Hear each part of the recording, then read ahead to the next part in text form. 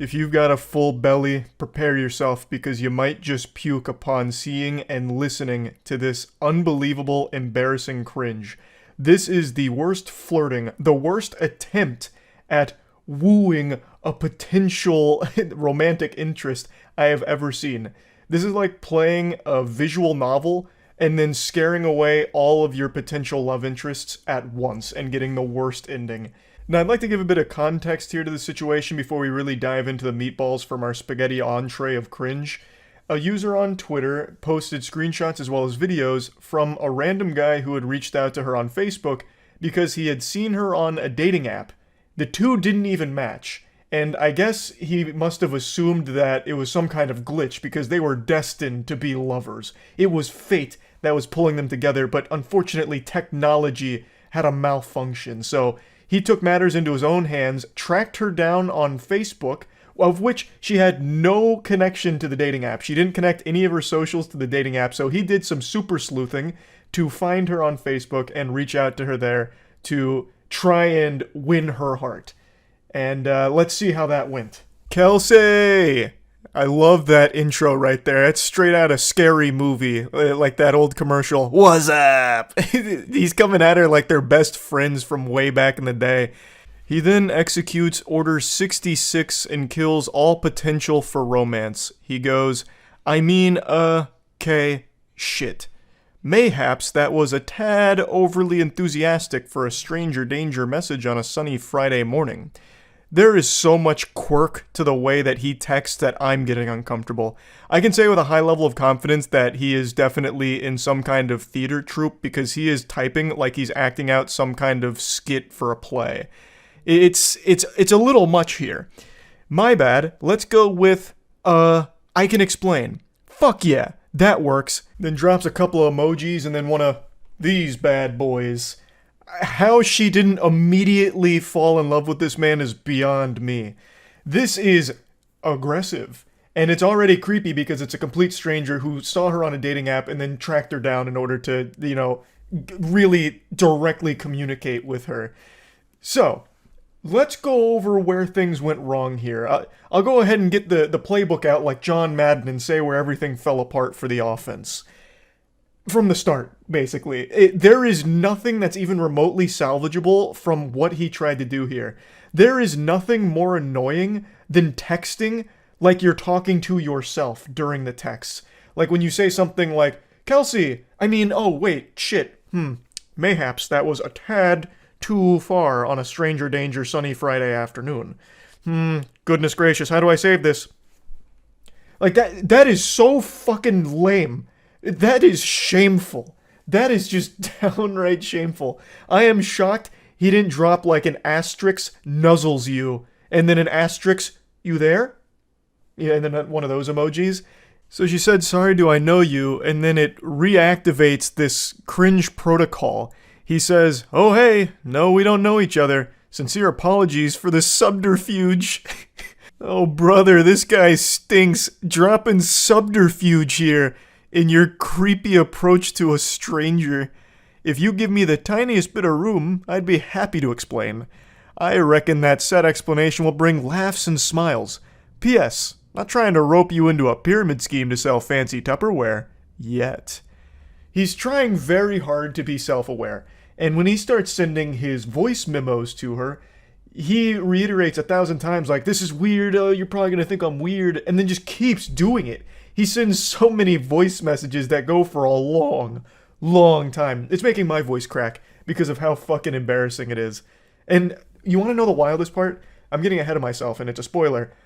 He has done this to multiple women, apparently. Other women have come forward after this tweet and all of this, the receipts here and all that went viral, with other women showing their interactions with him, and he even uses like the exact same lines on other women, which is really odd considering that has to be a 0% success rate. These can't be working well at all. It's so weird. So she decides to play ball here and open Pandora's box to see what comes out. She says, explain away. And he gives a brief, cool guy thing. Oh god, I just spent 60 minutes singing to seniors and man am I drained.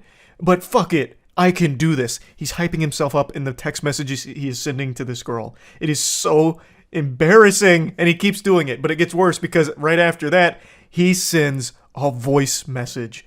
Hey, Kelsey, how's it going? Don't mind me, I fucking hate texting. I think we're all better without it, so I usually use one of these when I can. Also, I don't know if you've ever seen that Key and Peele skit, but that's how I feel about texting. I could go on. Anyway, I just want you to know right off the bat, I fully accept how fucking weird this is. I'm sorry, but like I said, I think if you give me a second, you'll probably end up laughing. And not that you need my permission, but feel free to just laugh directly at me for being a fucking idiot, for I am surely about to embarrass myself right now. I do appreciate your stamp of approval. I and everyone else will be laughing directly at you for this, and I appreciate that you recognize what an unbelievably weird thing it is to do.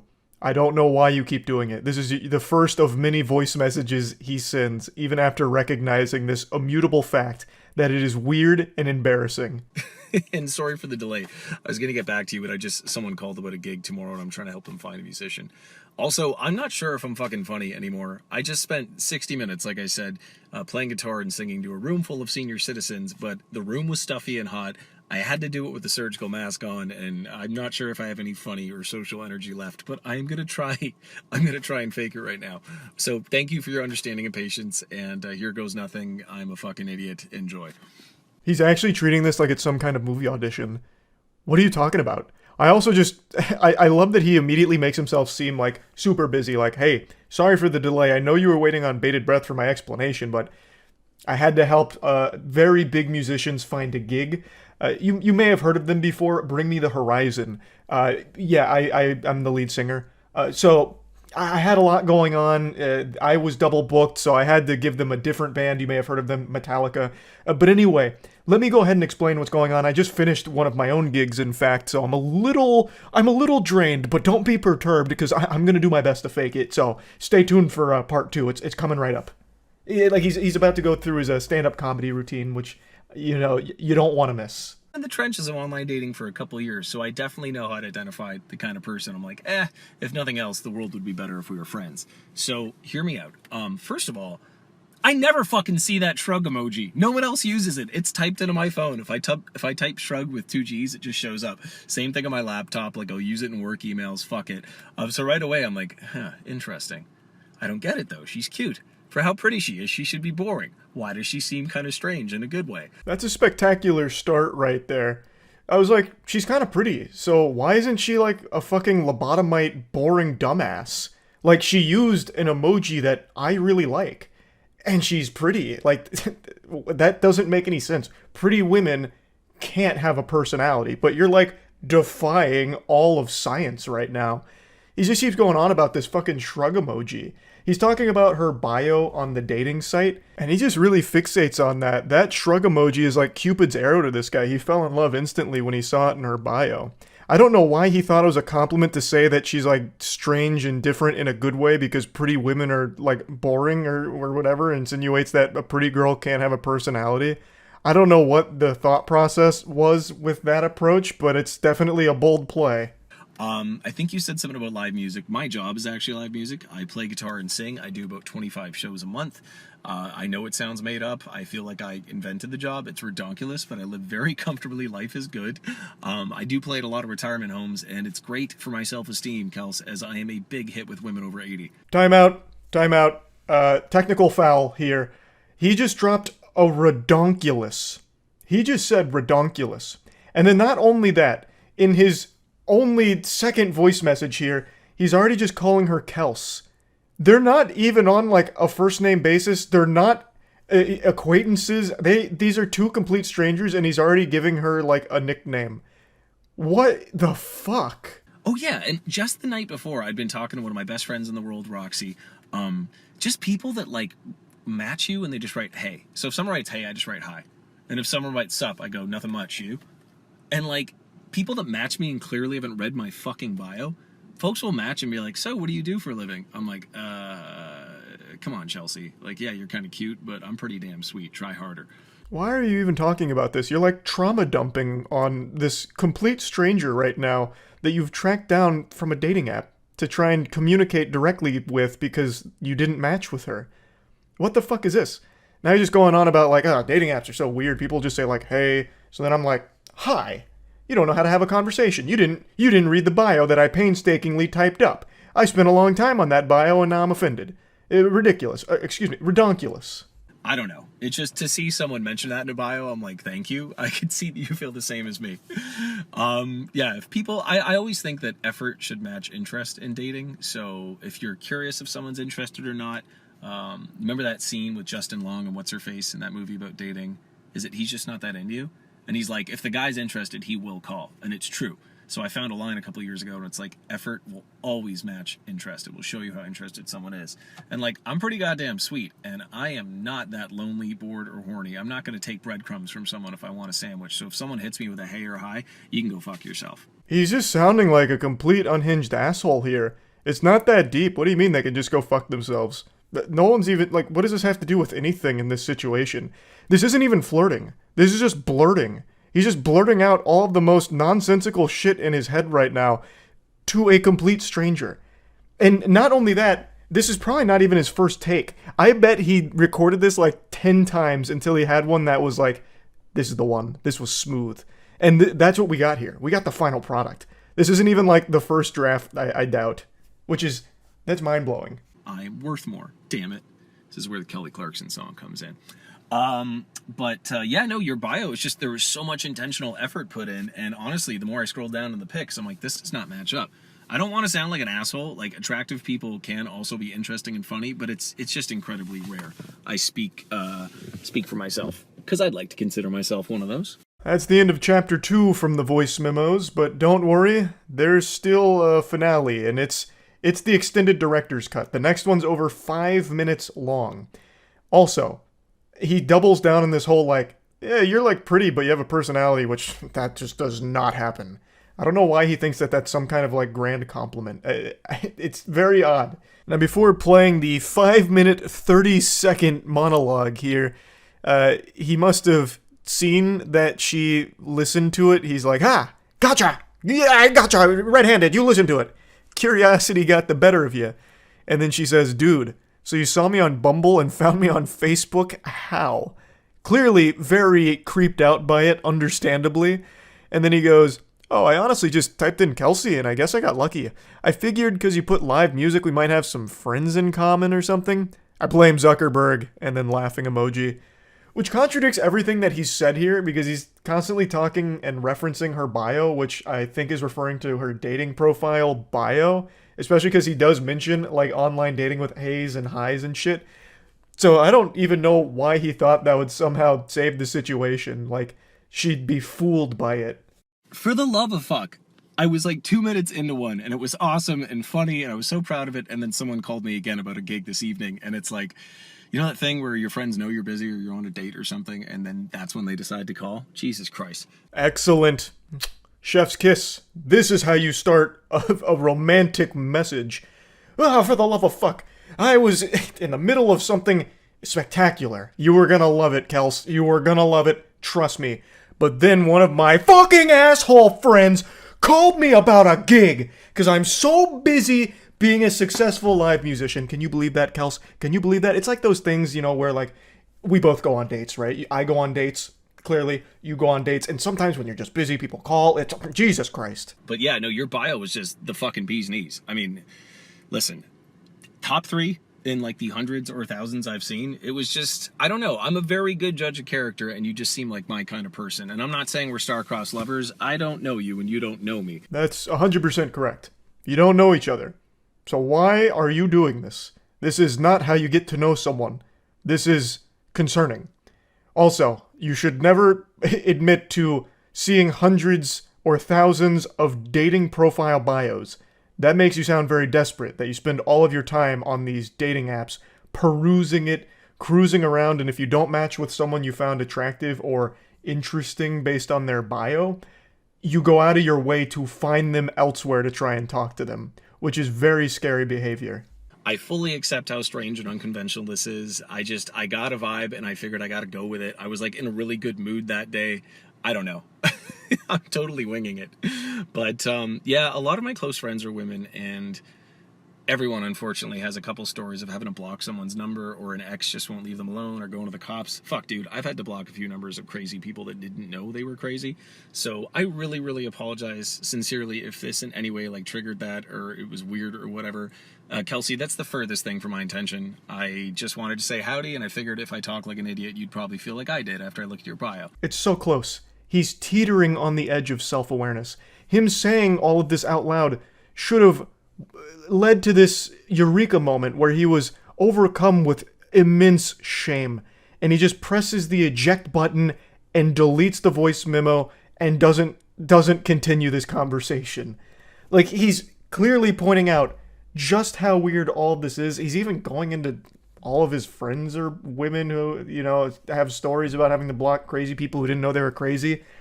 Like, case in point, what you're doing here, but you keep trying to, like, make it seem like it's not weird, even though you do keep acknowledging how weird it is. So, like, you're fighting, like, a battle against yourself in your own messages. You are calling yourself out in front of the person that you're talking to as well. It's really weird. Oh, okay. It's not fair. You've seen mine, or sorry, I've seen yours and you have not seen mine. If you want, I will screenshot my Bumble bio. I'm quite proud of it. I think it's pretty fucking good. It represents me well. And what else would I want to know if I was you? Gee, I'm like 6 feet tall, pretty damn handsome. I'd give me like a 7. No, like a 7.5 out of 10 looks wise. I mean, to my knowledge, no one has dated me for my abs or my hair. I'm guessing it's because I'm funny and honest and clearly very humble and go to therapy and emotionally intelligent. It's not a job interview, bro. You don't need to be giving your resume here. Brother, just stop. Please, goodness gracious. 7.5, maybe even an 8. I'm feeling really fucking good lately. I got a tan. I'm up to like 80-second side planks. I hate them, but they're totally worth it for the core. And big feet. So you know what that means, baby doll. Big socks. You're scaring me. You are scaring me. Why would you do that? What? From way downtown here, he's throwing up a crazy jump shot. He immediately goes into, I've got big feet. You know what that means, baby girl. Oh my lord, please. Have mercy. Have mercy. Why? Why?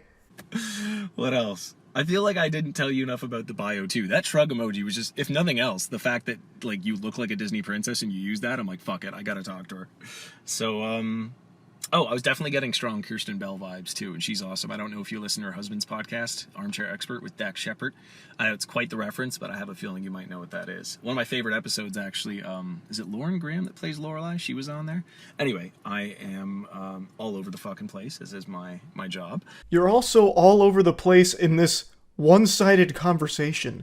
Now you're shouting out podcasts, talking about fucking shrug emoji again. It's hurting me listening to this. Let this be a lesson to everyone out there watching this.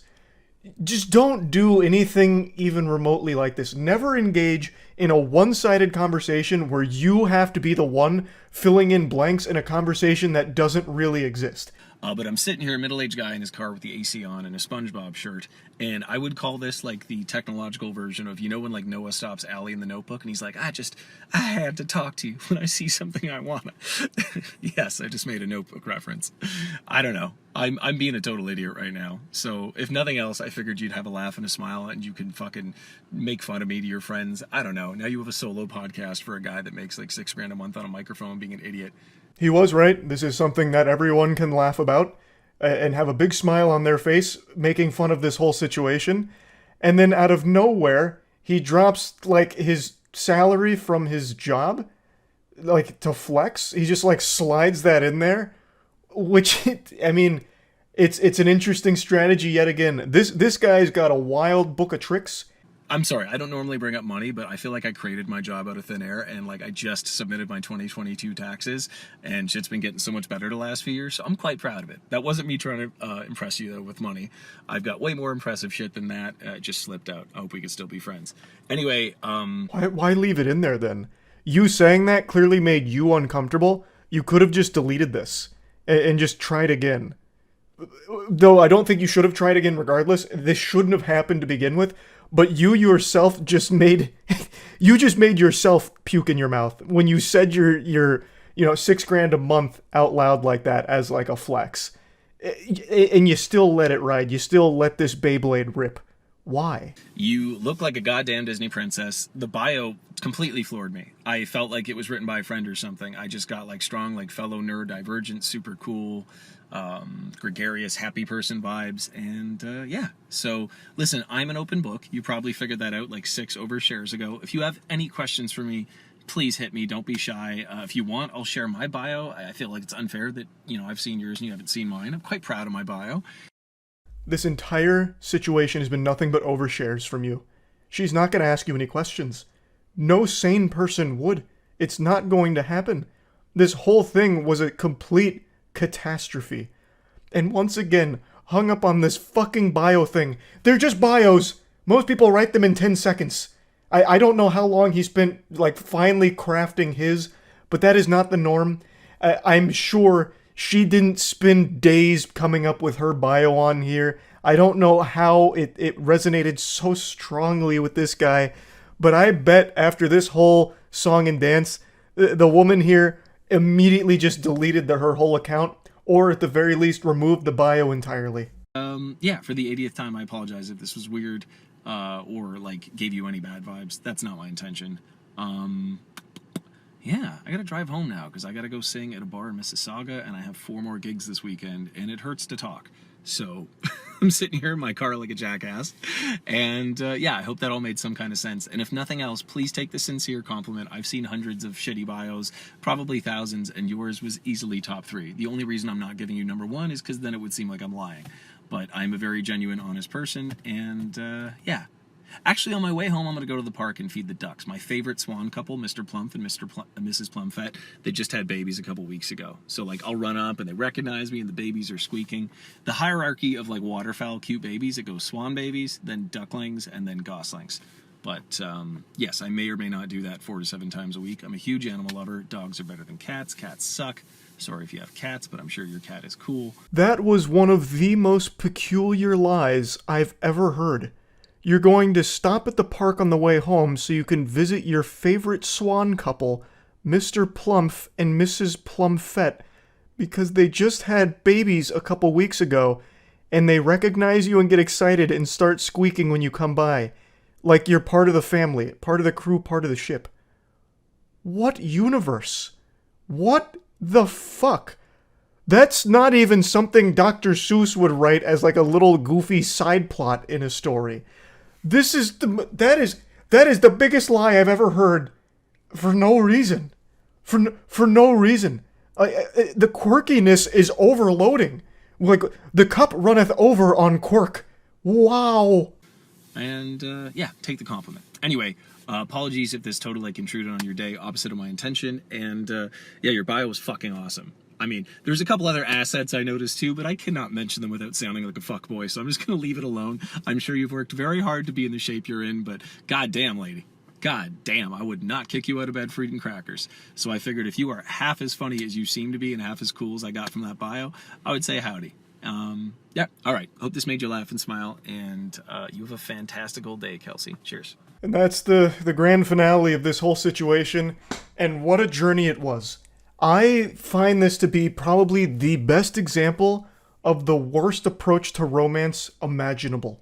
And like I said, this was not an isolated incident. He's done this before. And he's even used the same lines before. Which is it's so wild. It's so wild. I had to talk about it. I had to. So yeah, that's really about it. So yeah. Last night I had a little trouble falling asleep. I think what I needed was a good bedtime story.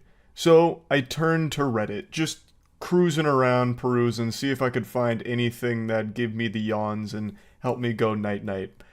But I found something extraordinary. Something so stimulating I stopped any attempt at going to sleep, and I just sat there bewildered by what I had just read. For at least 40 minutes, I just sat in silence, truly stunned, like a child who had just watched his first episode of Chris Angel's Mind Freak.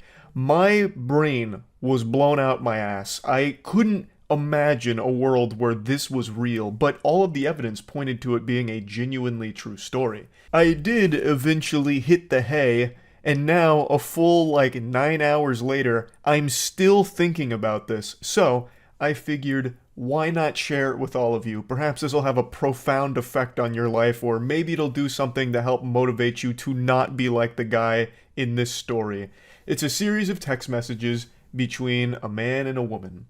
And that's all I'll tell you for now. I don't want to get in any spoilers. I want you to come into this as unsuspecting as possible. Let's dive in. Previously on Dragon Ball Z, the two people in this text conversation were close friends for about 9 years. The Reddit poster is the woman in this story, and her male friend here had recently professed his love for her in a pretty creepy way.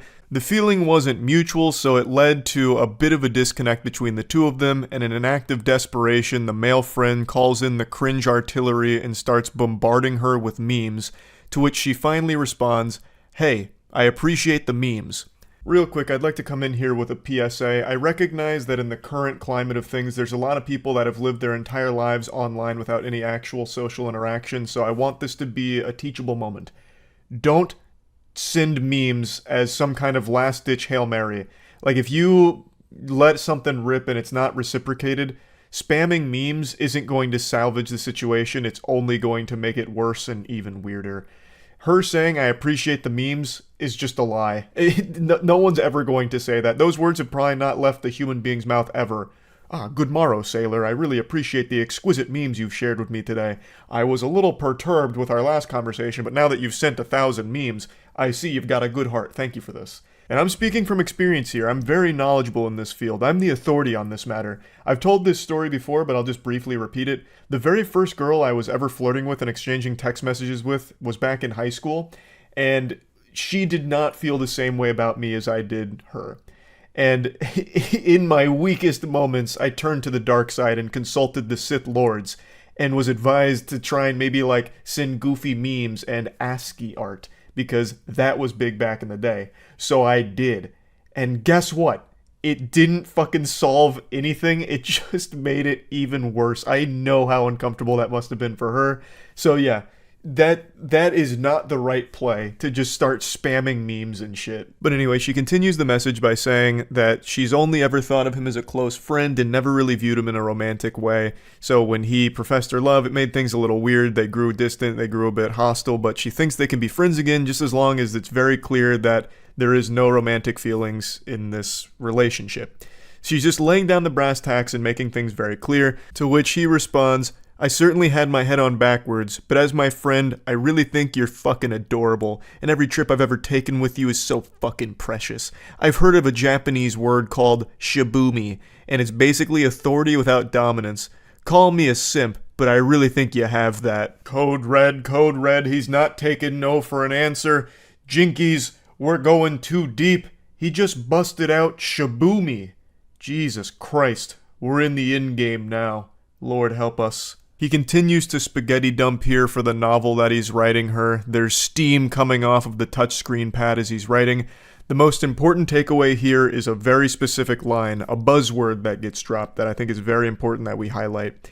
He says, "Sometimes it feels like my chivalrous interest with you is underappreciated or just unappreciated sometimes."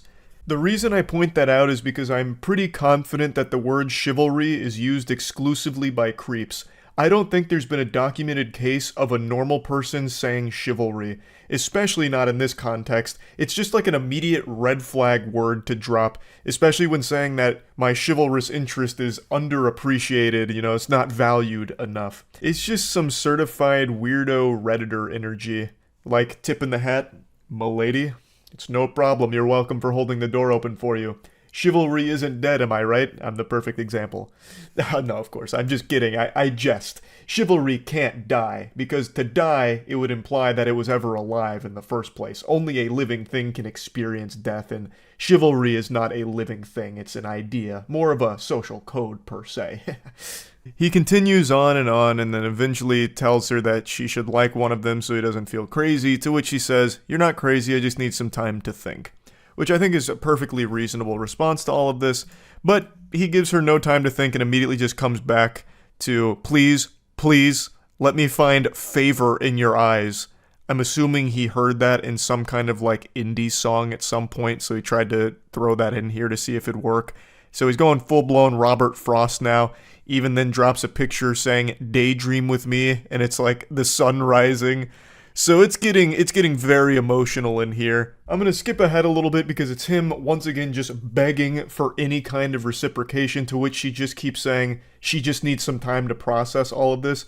But he's extremely impatient. His foot is fully on the gas and there's no turning back now. He is full throttle invested in all of this. He's using every possible cliche line imaginable, but he's not finding any favor in her eyes. It just keeps going. You're valid. Never really heard the extent of why I'm your friend, so now he's like interrogating her. Why am I your buddy? Why am I your pal, huh? Tell me. I could tell you all day why you're my friend. Your voice is fucking music. I think you're brilliant. Just a brilliant person to be around. Really wish I could hug you. Fuck. This hurts. Then again, she reiterates, I need time to think. I will reach out when I'm ready. And now we've finally gotten past the introduction here and we're entering the climax. Welcome to the wacky zone. He once again gives her no time to like reach out or process any of this. He reaches out pretty soon after everything, only a couple of days, and says, so like, is there any chance as your friend I could send you something explicit? She says, what do you mean? And then he goes, NSFW, which I'm sure all of you know what that means, but I'll break it down anyway. Not safe for work. Of course, she wasn't expecting this curveball, so she says, are you trying to make a joke right now? And then he goes, no, kind of a gamble.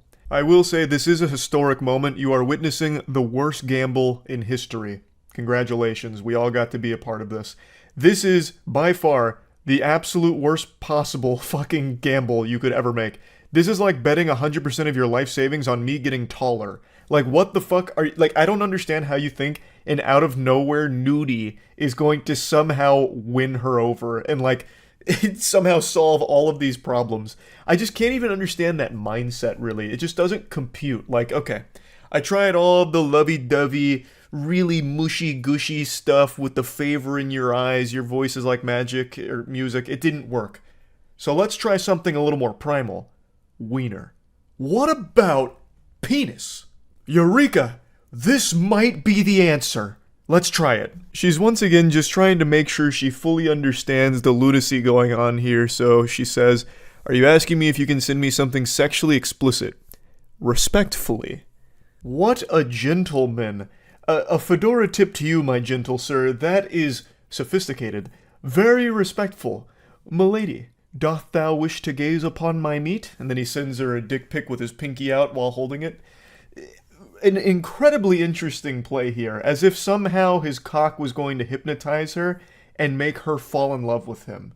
So she eventually responds by pointing out how weird this whole interaction has become. She still only ever viewed them as friends and will only ever view him as a friend, and that she's very disappointed that he can't even respect that she wants some time to herself to process this entire weird interaction. She also drops a bombshell at the end by mentioning that she's currently in a relationship, so that was a big plot twist. This goober is doing all of this to a girl who is not interested and also in a relationship. The odds couldn't be more against him. Now, she used a word at the end that's about to change the entire course of this interaction. She said, it sucked when you went all incel on me towards the end. That word, I had a big voice crack there, that's how powerful that word is. That one word ruffled this guy's feathers so much. You're about to see a full-blown ballistic breakdown from it. I respect that. Also, if I'm an incel, you're toxic, so let's not name call.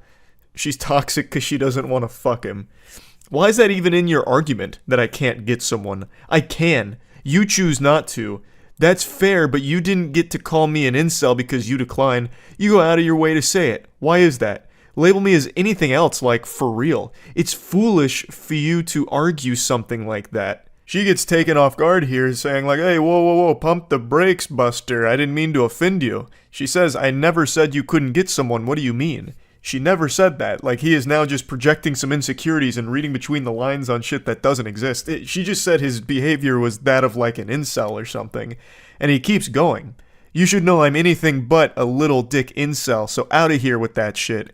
Again, she never even pointed out your penis or anything. She didn't call it small. Like, where is this coming from?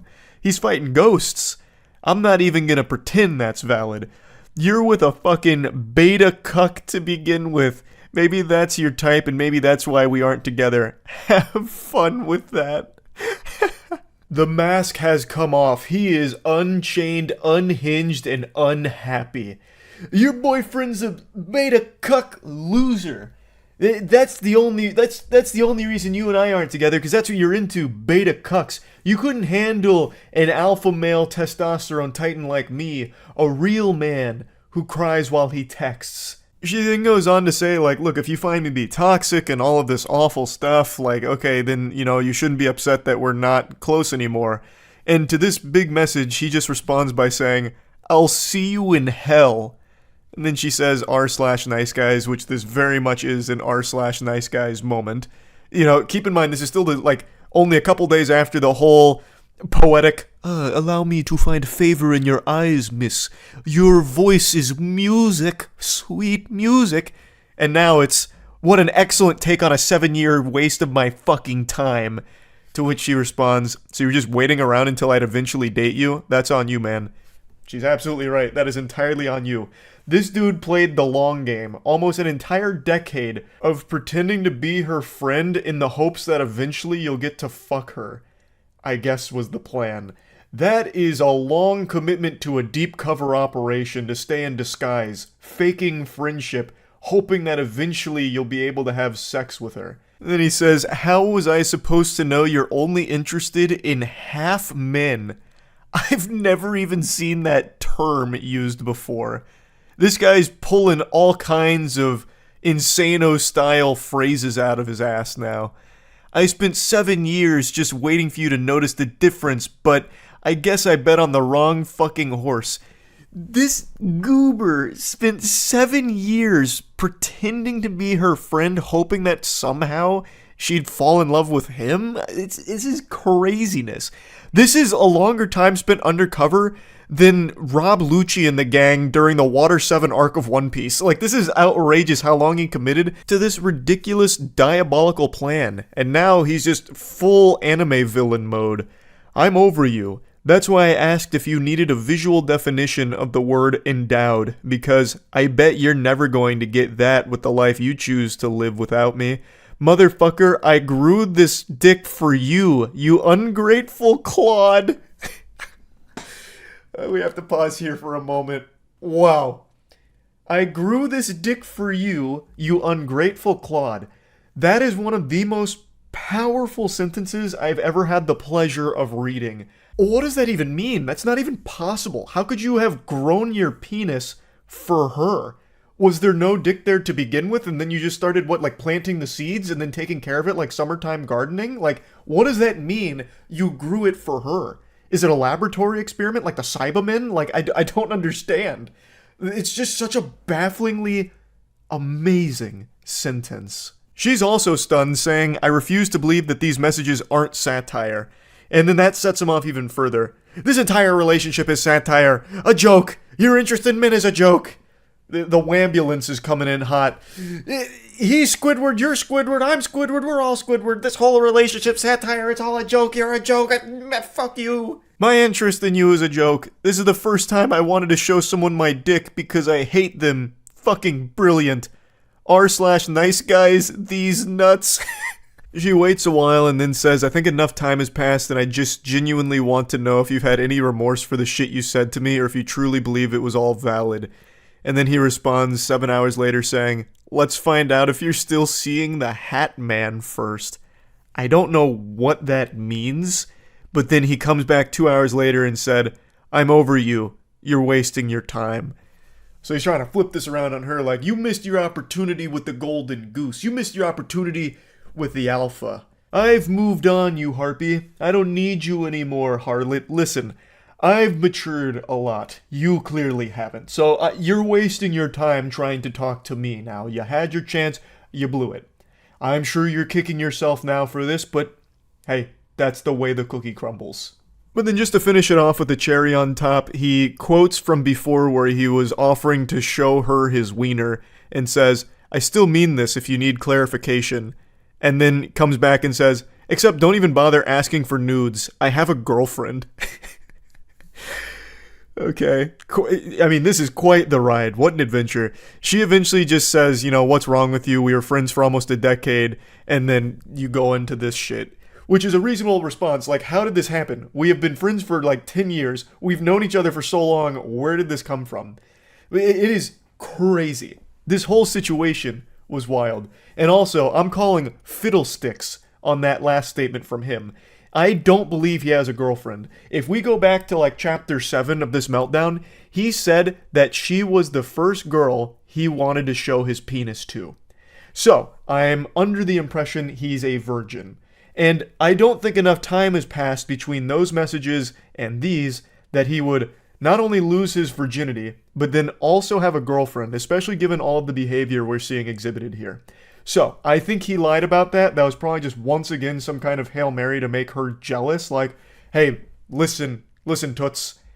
Got a girlfriend. Stay off of me. Can't send you nudes anymore. You blew it. Nope, can't do it. Sorry. That's on you. Yeah, you'll regret this for the rest of your life, clearly. Sorry. Have a girlfriend. Even though it's most likely a lie. But yeah, that's all there is to the story here. Overall, I think we can all agree that nice guys really do finish last. It is insulting that these two didn't end up getting married. This guy is a real catch, and it's just a shame to see that it didn't pan out. But yeah, overall, dropping the sarcasm, I actually feel really bad for the woman in this situation here. This is someone who was a close friend to her for a fucking decade, only to then find out that that close friend was actually just a complete piece of shit, loser, degenerate, who was only being her friend, trying to have sex with her down the line. I can't even imagine that kind of betrayal. That must have been fucking awful. But yeah, anyway, I just wanted to share this because I've been thinking about it like all day. So yeah, that's really about it. So yeah. I know my calm, composed, stoic demeanor may not give you any clues or hints at my internal struggle, but trust me, right now, I'm spiraling. I'm falling down a dark path I swore I'd never walk again. Like a former addict who finds the pipe once again, I have found my long since abandoned drug. I have become hooked on reading horrible text messages from dudes trying to get laid again. It's been many moons, and some of you who have been around the channel for a while may remember I've made a lot of content covering horrible pickup artists, as well as horrible text messages with self-proclaimed nice guys who are one gentle no away from letting the demon out and just flipping the switch to a full-blown conniption. Like, the word boyfriend would be, a Winter Soldier event that would have them just go ballistic. And I've made quite a bit of content, both laughing at the absurdity of it, as well as using it as an educational tool, like, hey, don't be like these goobers. But over time, I started kind of petering out from doing that because I just made so much of it, and I stopped indulging in that kind of content until recently. I could only fight the urge for so long. The werewolf is coming out. It's a full moon, and that moon is nothing but fucking cringe. I saw some text messages today that I've just got to go over. Now, before we embark on this journey together, it's important that I let you know that these are two college students. As we go through this, you'll probably assume that it's two 13-year-olds, but that's not the case. These are two college students that worked on a group project together, and now we're coming in after the completion of the project. So, they say, I just emailed Professor the final draft, so we should be good. To which the poster says, yay, and then sends a meme, go team. I really enjoyed working with you. You seem like a very sweet and smart girl, and I'd love to take you out sometime. To which they say, that's very kind of you, but I have a boyfriend. Oh boy. She said the phrase, I have a boyfriend. There is no phrase more powerful in the English language than that. The strongest sentence ever constructed. That's like the nuclear bomb here. I have a boyfriend is a phrase, nay, an incantation, more powerful than Avada Kedavra from Harry Potter. And it's just been deployed. So you can already start to speculate where things are going to go south. He responds by saying, heh, well thanks for leading me on. which catches her off guard. She says, "I'm sorry, but I don't think I've done anything to imply I was interested in dating you," to which he responds, "It's just funny how you never brought up that you were taken until now."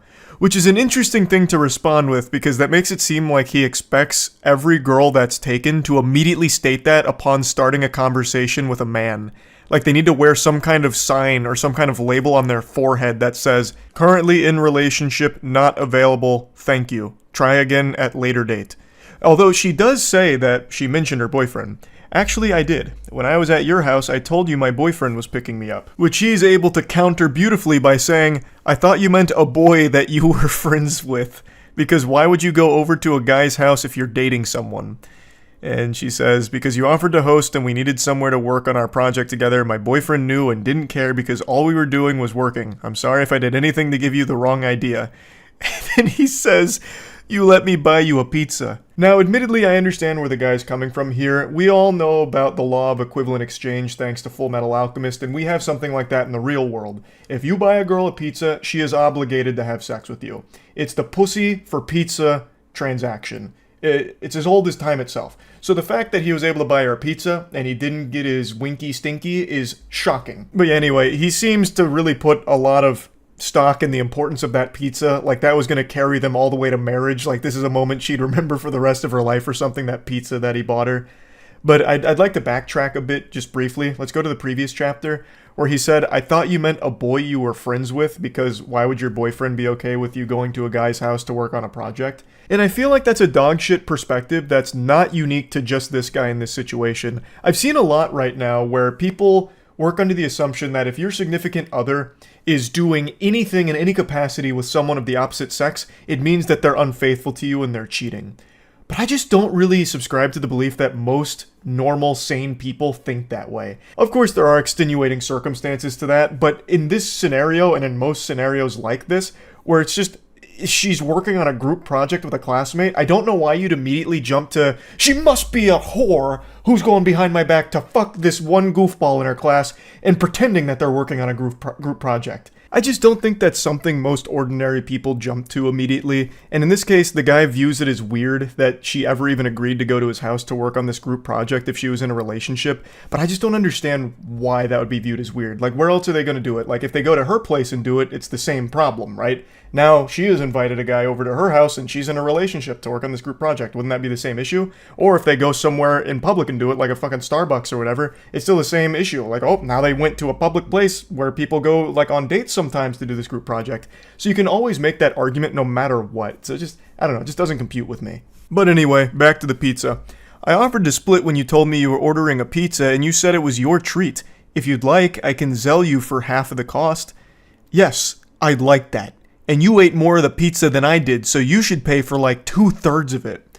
Now we're getting into the nitty-gritty math calculations here. Like, well, actually, listen here, Harpy. You ate more of the pie than I did, so you're gonna need to reimburse me more for it. And you know what? It wasn't my treat, because this Halloween there was only tricks. You tricked me. You lied by not telling me that you had a boyfriend. So give me extra cash for that pizza, you disgraceful harlot. She's being as gentle as possible here. I imagine she's scared of this individual, and she said as much in the comments of the post. She said that she didn't want to, like, get too aggressive back because then she'd be, like, afraid of what he might do. So it's just, like, I understand where she's coming from. You don't want to, poke and all of that. So she's just like, okay, that's fine. And I'm sorry again if you got the wrong idea, but I thought I made it clear that I viewed this as a professional relationship.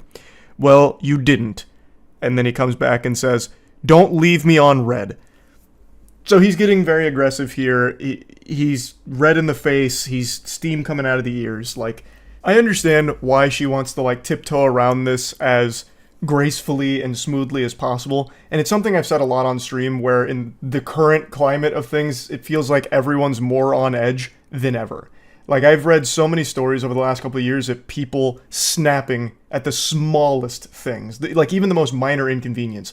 Like, this is a story I've referenced a lot, but it's one that actually legitimately sticks with me. There was a murder at a Subway where a man shot 2 Subway workers because they went a little heavy on the mayonnaise on his sandwich. Too much mayo was a death sentence for one of the 2 workers that was shot. The other one did survive, but I mean, it's things like that where it's never really worth pushing back. So in a case like this, I understand why she'd want to be really light about it. And I just want to mention that because I saw a lot of comments like, not really grilling her or anything, but just really kind of wondering why she was being so polite in lieu of all of the aggression from this guy.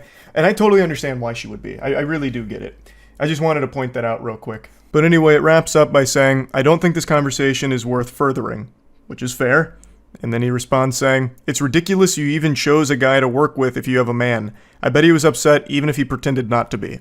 Now, she explained this a little further in the comments. She didn't even choose him to be like her group project partner. Apparently the way the groups were chosen were people chose topics and whoever had similar topics worked together. So these two just happen to have the same topics. It's not like she went out of her way to choose this, benevolent angel to work with or anything. But anyway, I understand this was like a very short text exchange. It's only like 3 screenshots here. But I just think there's a whole lot to digest and analyze here. As we as a species have become more and more isolated, all of our socialization and human interaction comes from behind a computer screen now, mostly.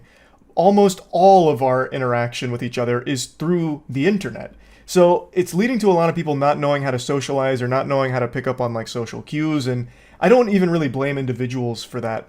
But it's led to situations kind of like this, where this guy really views that her being off the market, having a boyfriend, should mean that she shouldn't do anything at all with another guy, even work on a class project with another man.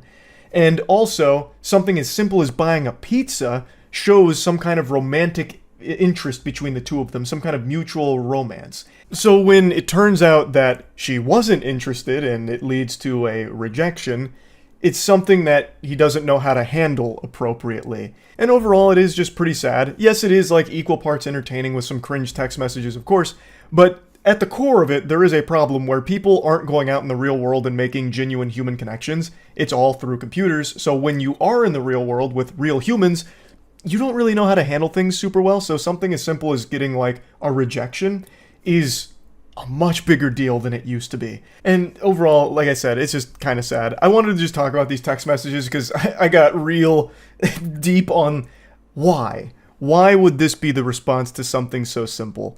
And of course, the text messages are very silly, like with the whole fucking pizza side quest thing.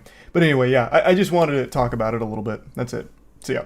We're entering into an age where people just don't know how to socialize. It's just this inability to appropriately communicate with one another in a healthy way, and it's led to a lot of confusion and, frankly, a lot of unhinged weirdos in the dating scene, it would appear. I have become way too invested in reading these horror stories from people that were romantically interested in one another or even went on dates, and then all of a sudden things go tits up over nothing because people are just disconnected from reality and perpetually on edge, it would seem. Like, I am so deep into this rabbit hole. I understand how pathetic that is on my part, but I can't help it. It's just so fascinating. Like, it seems like you'd have better luck finding your soulmate in one of my streams, like by just communicating with someone in the chat.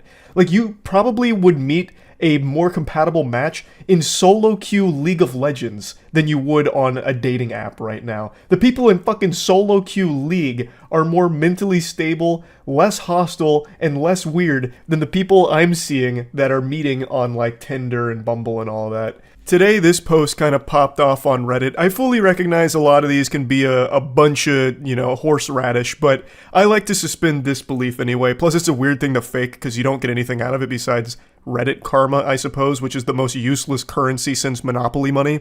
So anyway, the story is this girl's friend was going on a date with a gentleman that she had met online who seemed really cool. They agreed to meet at this restaurant, and that's where the story begins. So she says, I'm on my way, to which our gentle sir tips his fedora and says, K, which already feels a little hostile to me. This is their first date. I feel like you can't just be dropping a K like that. It just seems a little aggressive, but maybe I'm reading into it too deep since I already know how the story plays out. She says, are you there yet? No, I'm going to be a little bit late. No worries, I'm here. I'll be in the far right corner. He finally arrives. Our protagonist makes it to the scene. He kicks open the doors. He says, I'm here. I don't see you. To which she describes her location. I'm next to the big plant in the back to the right when you first walk in.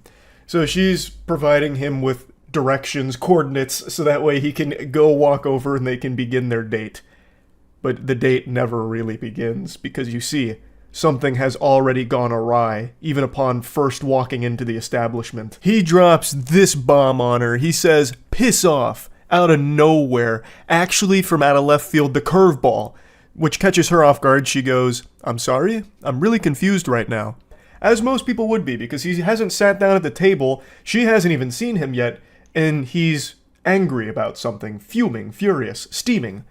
Well, what went wrong? Let's start to speculate a couple of things. Perhaps this is an Ed, Edd n Eddy situation when Ed gets the rock in his shoe and it just puts him in a bad mood. Maybe he believes that he's been catfished. He might have seen her from a distance and it wasn't the same girl that he thought he was communicating with. Perhaps. But what if I told you the reality is something none of you would possibly guess? It's actually super easy to improve your social skills and increase your odds of getting laid. All you need is to shop at MoistCr1tikal and get the new retro basketball line. It's that simple. An incredible assortment of beautiful items available right now at MoistCr1tikal. Go ahead and get yourself something. Who doesn't love retro basketball gear? We tried to stay as true to all the material and all the designs of the classic basketball stuff that we all grew up with, so hopefully you enjoy it. MoistCr1tikal, the link's in the description. His rampage continues and he explains himself. "I'm not gonna waste my time on some unfaithful whore. Couldn't even wait until after the first date to flirt with someone else. Every woman is a cheating bitch, I swear. All you want is attention." So this man's fighting ghosts right now. I guess he might have fallen asleep when he got to the restaurant. Maybe he has narcolepsy and he dozed off for a moment and had a bad dream where his date's making out with other dudes right in front of him while giving him the finger and saying, "Fuck you, bozo, nerd loser. I'm with the Chads now. Get out of town. Scram." I don't know what exactly he thought he saw when he got there. But he goes on this, attack right now about how she's an unfaithful whore, even though she has done nothing but just sit at a restaurant waiting for him. And she's as confused as anyone. She goes, "I don't know what you're talking about. I haven't flirted with anyone since we started talking. I don't know where you got this idea from. Could you tell me what made you think I was talking to other guys?" He then explains himself. "Don't act all innocent. I saw you chatting it up with some Asian dude while you were waiting for me. You're a fucking bitch. I can't believe I trusted you. You're not even pretty anyways. I just wanted to give the ugly girl a chance. Or ugly they or whatever you are, slut." So he's going fucking freaky mode right now. This guy is off his gourd at the moment. Also goes with the classic, "You're not even hot anyway. I was doing you a favor by letting you be seen with me, the nice guy, the Giga Chad Alpha. Fuck! And I can't believe you've done this." Just the standard, immediately talking about, "You're actually ugly, I was never interested anyway, I was just giving the ugly girl a chance because it was a good deed to get me into heaven. That's all. I was trying to do what I thought the Lord wanted me to do. And you did this to me, you betrayed me like this? Shame on you. I was the angel." Which we've seen a million times, that's nothing new. This guy is clearly looking like a big old piece of shit here. So, then the truth of the situation comes out. "The only guy I talked to was the waiter. I wasn't flirting with anyone. He was asking me if I wanted to order, and I said I was waiting for you." This goober saw her talking to the waiter and assumed she must be trying to fuck him, because that's all women want to do. Anytime they communicate with a male, they're just trying to slobber on that meat. It's disgusting. I can't believe you would do this, harlot. I saw you talking to that man. The waiter. That's what this is all over. That's what caused him to have this massive meltdown, tears in eyes, fucking whiny temper tantrum fucking blow up. Because she talked to the waiter who was asking if she wanted to order. That's so crazy. This lunatic. This absolute goofball. It continues. She asks, "Why are you acting like this?" He goes, "Whatever, slut. Lose my number. You'll never find another guy like me." Hopefully he's right about that. I pray she never finds another unhinged weirdo like this guy. That would be for the best. Hopefully nobody ever finds this guy or anyone like him. That is just a curse I wouldn't wish upon my worst enemy. "Ruined your chance with the best dick you had ever had. I bet that Asian guy is small." God, this guy is an insufferable piece of shit. Good lord. What a vile person to say shit like this. Have fun never feeling real pleasure. Don't message me again. He'll leave your fat ass and you'll come running back to me. So he's diving deep into delusion now. The waiter of this restaurant just saved this lady a long time of agony. Because let's imagine these two actually did go on a successful date. Prior to this, apparently this guy and this girl had hit it off in a big way online. This was their first date. Let's assume that this date happened without any hiccups. She would have never seen this side of him until it was probably too late when they were already in a relationship, and it would have led to a lot worse of a situation for her. So the fact that this happened on day one, well, even before day one, this is like day zero because he never even sat down at the table for the date. The fact that it happened then is for the best. It saved her a long time worth of trouble. So the waiter in this story, actually a hero. Hats off to that guy. What's that expression? It's from Futurama. When you do something right, people won't be sure you've done anything at all. Like, that's exactly what happened here. Dude's just doing his job and ended up saving her so much trouble down the line. But yeah, anyway, so she talked to the waiter about her order. This guy blows a gasket, has this huge meltdown about it, shows his true colors, and then continues to just go on and on and on in these text messages with her. But girls like you like being used. All women just like bad guys, so they cheat when they meet a chill, nice guy. Whatever, I never liked your flat ass anyway. Don't leave me on red, you bitch. You just told her to lose your number, and now you're getting upset that she's not responding? Like, he's all over the place. He says that she has a fat ass and then says it's a flat ass. This guy's walking between worlds right now. He's caught in dimensions. His brain is completely scrambled. All because he saw his date talking to the fucking waiter. That is so crazy. That is crazy. And then still has the gall to say that he is a chill, nice guy. Chef's kiss. That is right on the nose. Everyone that self-identifies as a nice guy always turns out to be like this. Like 100% of the time. It's crazy. That statistic is as high as it is. The correlation between nice guys and being complete weirdos and just downright dangerously unstable people. It just, I don't know, I can't believe that it continues to be proven true time and time again. But yeah, anyway, I just had to showcase this one because I was giggling about it for quite some time. Like I said, I am in so deep on these horror stories of romance in the dating world, I couldn't help but at least share one here. That's about it. So yeah. I've never had a threesome, and I've never had an experience where I read something so cringe that it made my tummy upset. One of these two things is about to change today, and I don't think it's the threesome. I just read something from, yet again, my deep diving onto the horrors of modern dating with absolute deranged weirdos. And the whole interaction was so mind-bogglingly peculiar that my body couldn't help but suffer from a physical reaction after finishing this adventure here. I don't know where these men are coming from. These dudes are just being printed in the Cringe factory and being thrown into the dating world as like the worst NPC encounters you could ever have. So anyway, let's go ahead and dive in. But before doing that, just a quick heads up. The Moist Global Retro Basketball line is still available right now. This is the best assortment of merch the internet's ever seen, so you can go to moistglobal.com right now and pick something up. Links in the description. I just read some of the backstory she was posting about this situation in the comments, and it's actually pretty sad. Apparently these two had been dating for about 3 years. It was a horrible situation all around, and a couple months ago she left and took the kids, but this is the most recent interaction between the two of them. She 100% made the right move in leaving. This guy seems like a fucking menace. But anyway, it begins innocently enough. That's good, just working away with 3 exclamation points, so he's having a jolly old day at work. Did you get to the doctors yet? She says, yeah, I have COVID. What did he say it give you? What? What did the doctor say or give you to feel better? Take Advil, Tylenol, sleep as much as you can, and quarantine. This is so timely because I myself just finished going through COVID over the last 11 or so days.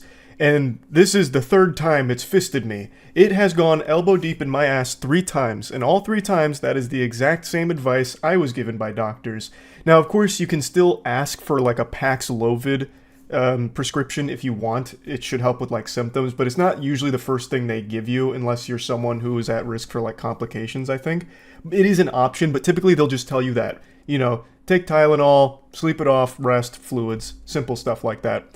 So it seems innocent enough here, and the guy she's communicating with almost seems jovial. Like when he says, just working away, I can already see him typing that and going, just working away.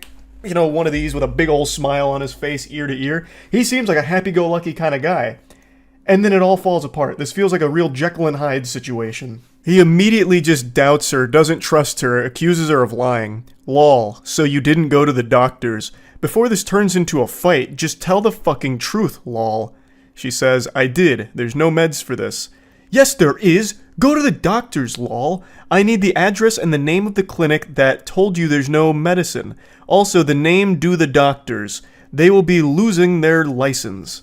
So he's fucking spiraling immediately here. And I feel like this isn't exclusive to just him. I feel like a lot of men these days assume that every girl they interact with, even their significant other they've been with for 3 goddamn years, is some kind of lying, cheating harpy or something. So they're constantly interrogating because they don't believe anything they say. I feel like there's just so many dudes out there with this, like, insecurity within them where they doubt everything their partner says, believing that they're cheating in some way, and they're lying about something, hiding something, and it's fucking awful. So this guy's trying to checkmate her here with the scholar's mate, like, okay, then give me the name and the address, because I'm going to call them to double check, because I don't believe you, madame. She then says, stop being so fucking melodramatic, I seriously don't need this shit right now, there isn't anything they can give me, I'll be fine once it works its way through my system.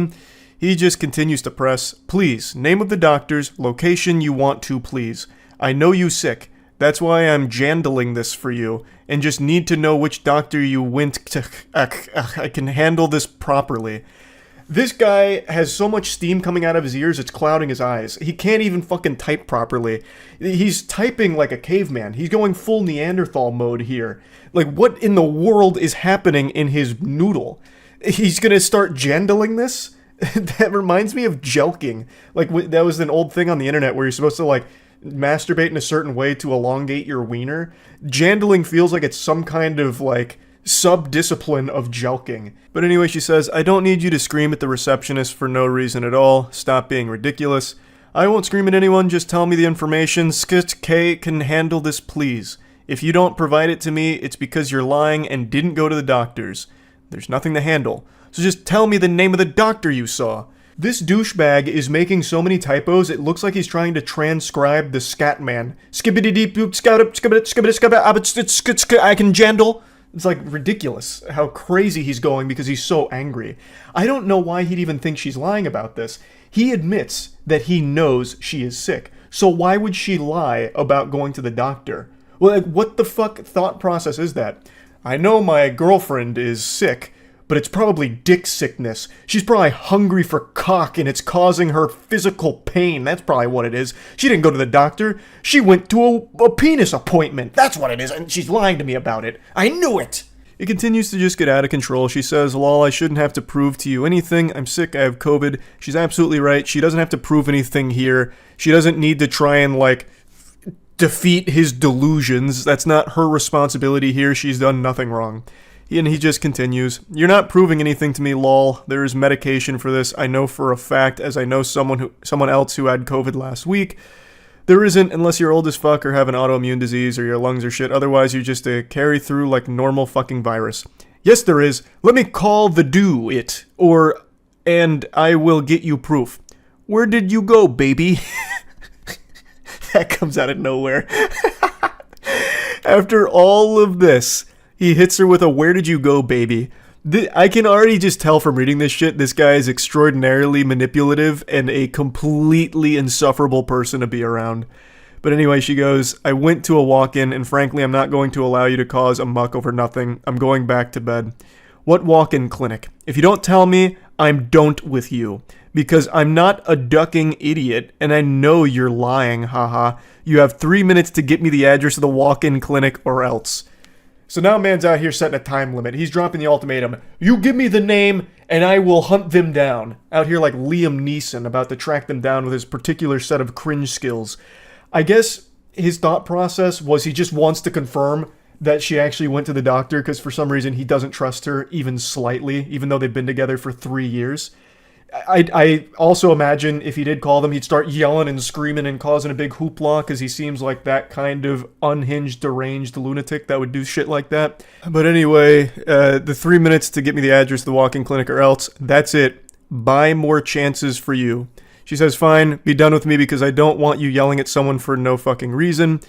He says, no one's going to get yelled at. You're just nothing but a liar and KM Jot a fucking idiot. I wouldn't have even called them, but everything you say is a lie. And you think I'm an idiot, and you can fool me. Anyway, joke's on you. Enjoy. Hope it was worth it, kid. His use of exclamation points and emojis is absolutely infuriating. But even more so than that, the cherry on top of the shit cake is him saying, hope it was worth it, kid. He's speaking like he's back on Xbox Live in a Call of Duty lobby. What? Hope it was worth it, kid? Oh, God, sickening. But clearly the reason he's using the emojis and the exclamation points is he's trying to put on this strong, masculine front that none of this bothers him. This is the biggest mistake of your life. You're going to regret this. But me, I'm laughing. I'm having fun with this. This means nothing to me. So much so that I'll drop a laughing, crying emoji and 5 exclamation points. Haha, not hurting me. She then says, lol, joke's on me because I'm sick. Great joke. Love that for myself. Love that I feel like I'm being dragged through the mud, fire, literally feel the worst ever. Great support, thanks. Joke's on you because you lost the best man of your life because you'd rather lie than tell the truth. Leave me alone. What the fuck? Oh my God. It's just so painful reading this. It's so fucking sad reading this, knowing that not only have they been together for 3 years, but I guess also have kids. Like, and speaking of the kids, his final message to her is this. You got it, Buster. Have fun being a homeless narcissist liar that no one loves, not even their children.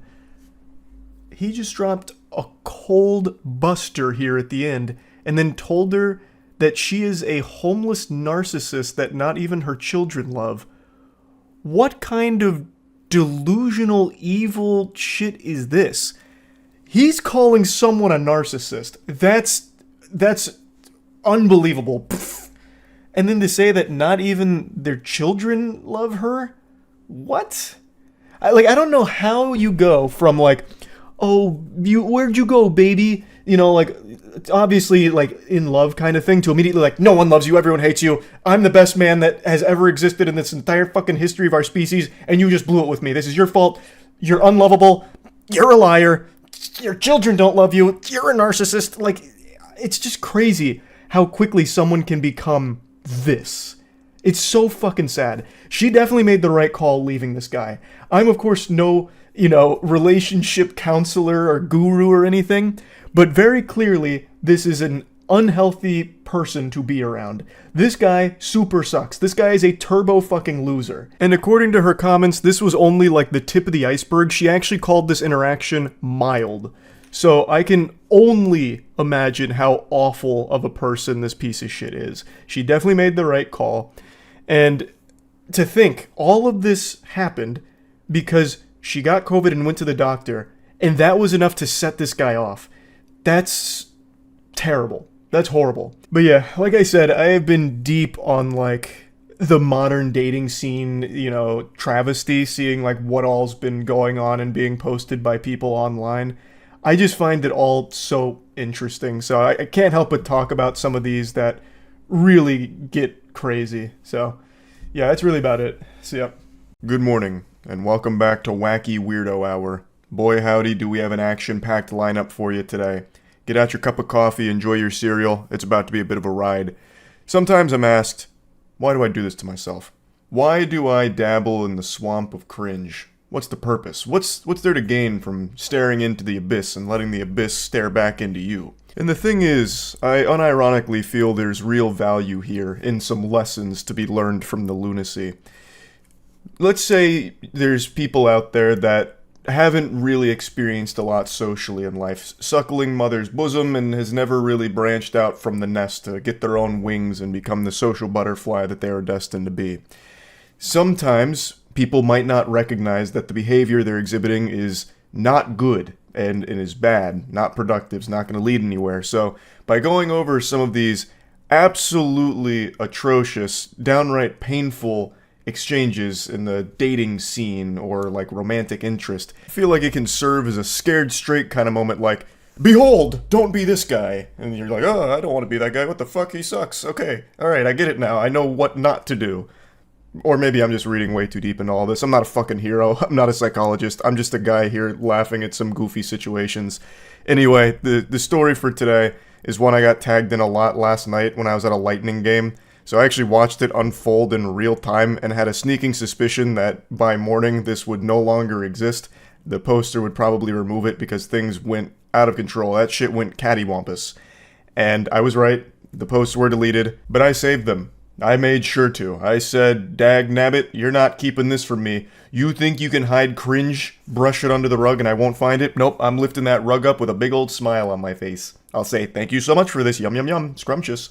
So I got the Library of Alexandria of Cringe, and let's just go ahead and explore. I had to censor so many handles that were tagged in this initial tweet here. It was like a fucking CIA document with all the redactions. But anyway, I've got it in working order. I don't want anyone harassed here, including the original poster or anything, obviously, but I do want to go over this. So they made a call-out post out of nowhere. I don't want to be too rude, but I genuinely can't understand how this goofball, and then he tags the guy, got a beautiful girl like, and then he tags the girl. He says the dorkiest shit, yet has a massive following. I just can't wrap my head around how any girl would go for that. I really commend his efforts not to be rude. I think he did a great job of tiptoeing around it and being polite while also getting to the point. Extraordinary manners, clearly. Excuse me, everybody, not to be rude, but fuck this guy. He's got a girl and I don't, and he's a dork and I'm a Chad. What's going on here, guys? What an injustice. He's not ugly, but Sabrina is objectively hot, where he's average at best. He spends all his time on Twitter, unlike someone who has a full-time job and a ton of money he could use to provide for a stunning woman like herself. Nah, screw not trying to be rude. He's a loser, to be honest. Oh, he was doing such a good job of not being rude too, and then the wheels just fall off. It goes tits up. He really goes off the rails. I like how he's like analyzing this now as if he's a researcher studying the phenomenon. He's average at best, but Sabrina is on like a totally different plane. Like this something's not adding up here. There's something foul afoot. And then he had the gall to criticize that guy for being on Twitter all the time. Meanwhile, Goober is on Twitter all the time making whiny posts like this, just having a temper tantrum, tears in the eyes, shaking his fist.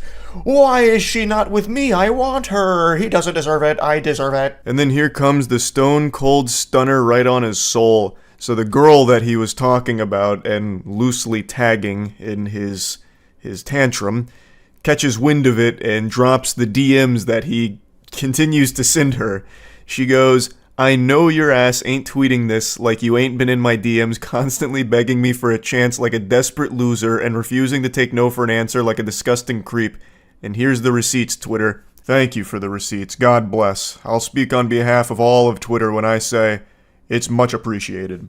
So it begins with, would you ever want to meet up someday? I'd love to see a movie or take you to dinner. Whatever you'd like.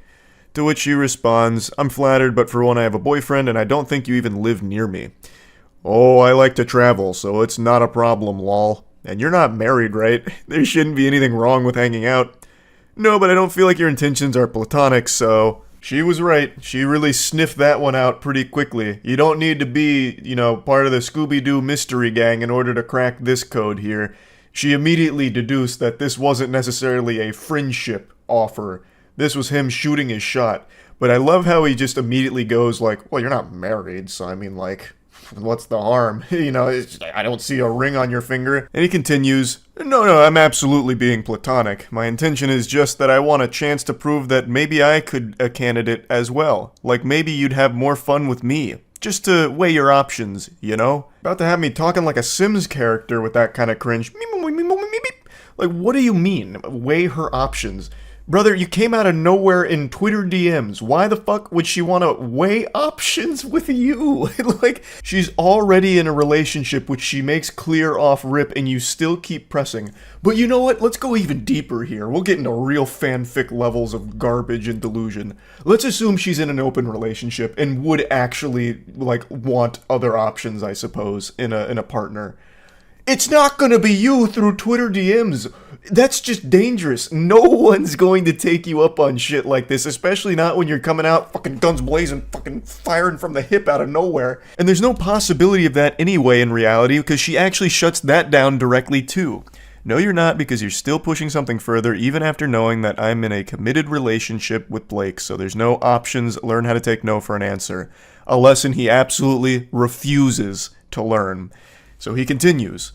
I'm just confident in my abilities as a partner on all levels. I'm certain I can give you everything you desire, and perhaps better than he can. I apologize for persisting. You're just breathtaking, and I want you. I'm willing to fight for you at this point. To which she responds, there's no fighting for me, you don't know me, and you couldn't give me anything that her current partner doesn't. She lays into him. She lays down the brass tacks here. And basically he says, that's a lot of words. Too bad I'm not reading them. Because he refuses to accept anything she is saying and only continues to exist in this dimension in his brain that is disconnected from the reality here. But I will say, he has piqued my curiosity. I have to know what abilities he's so confident in here. Like, balloon animals? Like, he learned a magic trick from Chris Angel? Like, what abilities are we talking about? Because it's certainly not like romantic abilities whatsoever. He's fucking cold calling like a telemarketer here through Twitter DMs. So he responds again saying, I had to give my 100%. If we're being truthful here, I don't think he deserves you. I see what he tweets and he's dorky as hell. You're hot and one of the kindest people I've ever seen on this app. What do you mean? Like, so I'm guessing he just like stalks her feed or something. He's like, he's making up this fantasy in his head where it's like, this is an angel and I should be with her. Clearly this guy's too dorky, too much of a dweeb, doesn't deserve that. It's so creepy. I have a good job and I'd be willing to let you crash with me at my place for as long as you'd want if you'd be willing to give me a chance someday. That's so generous. I mean, wow. He'd be willing to let her crash at his place? Wow. And they say chivalry is dead, huh? I don't even know why he's making that offer. I don't think that's something anyone would want to do. I don't know why he's making it sound like he'd be willing to make a sacrifice by letting her live with him when he's fucking obsessed with her. It's oh my god, it's so fucking weird.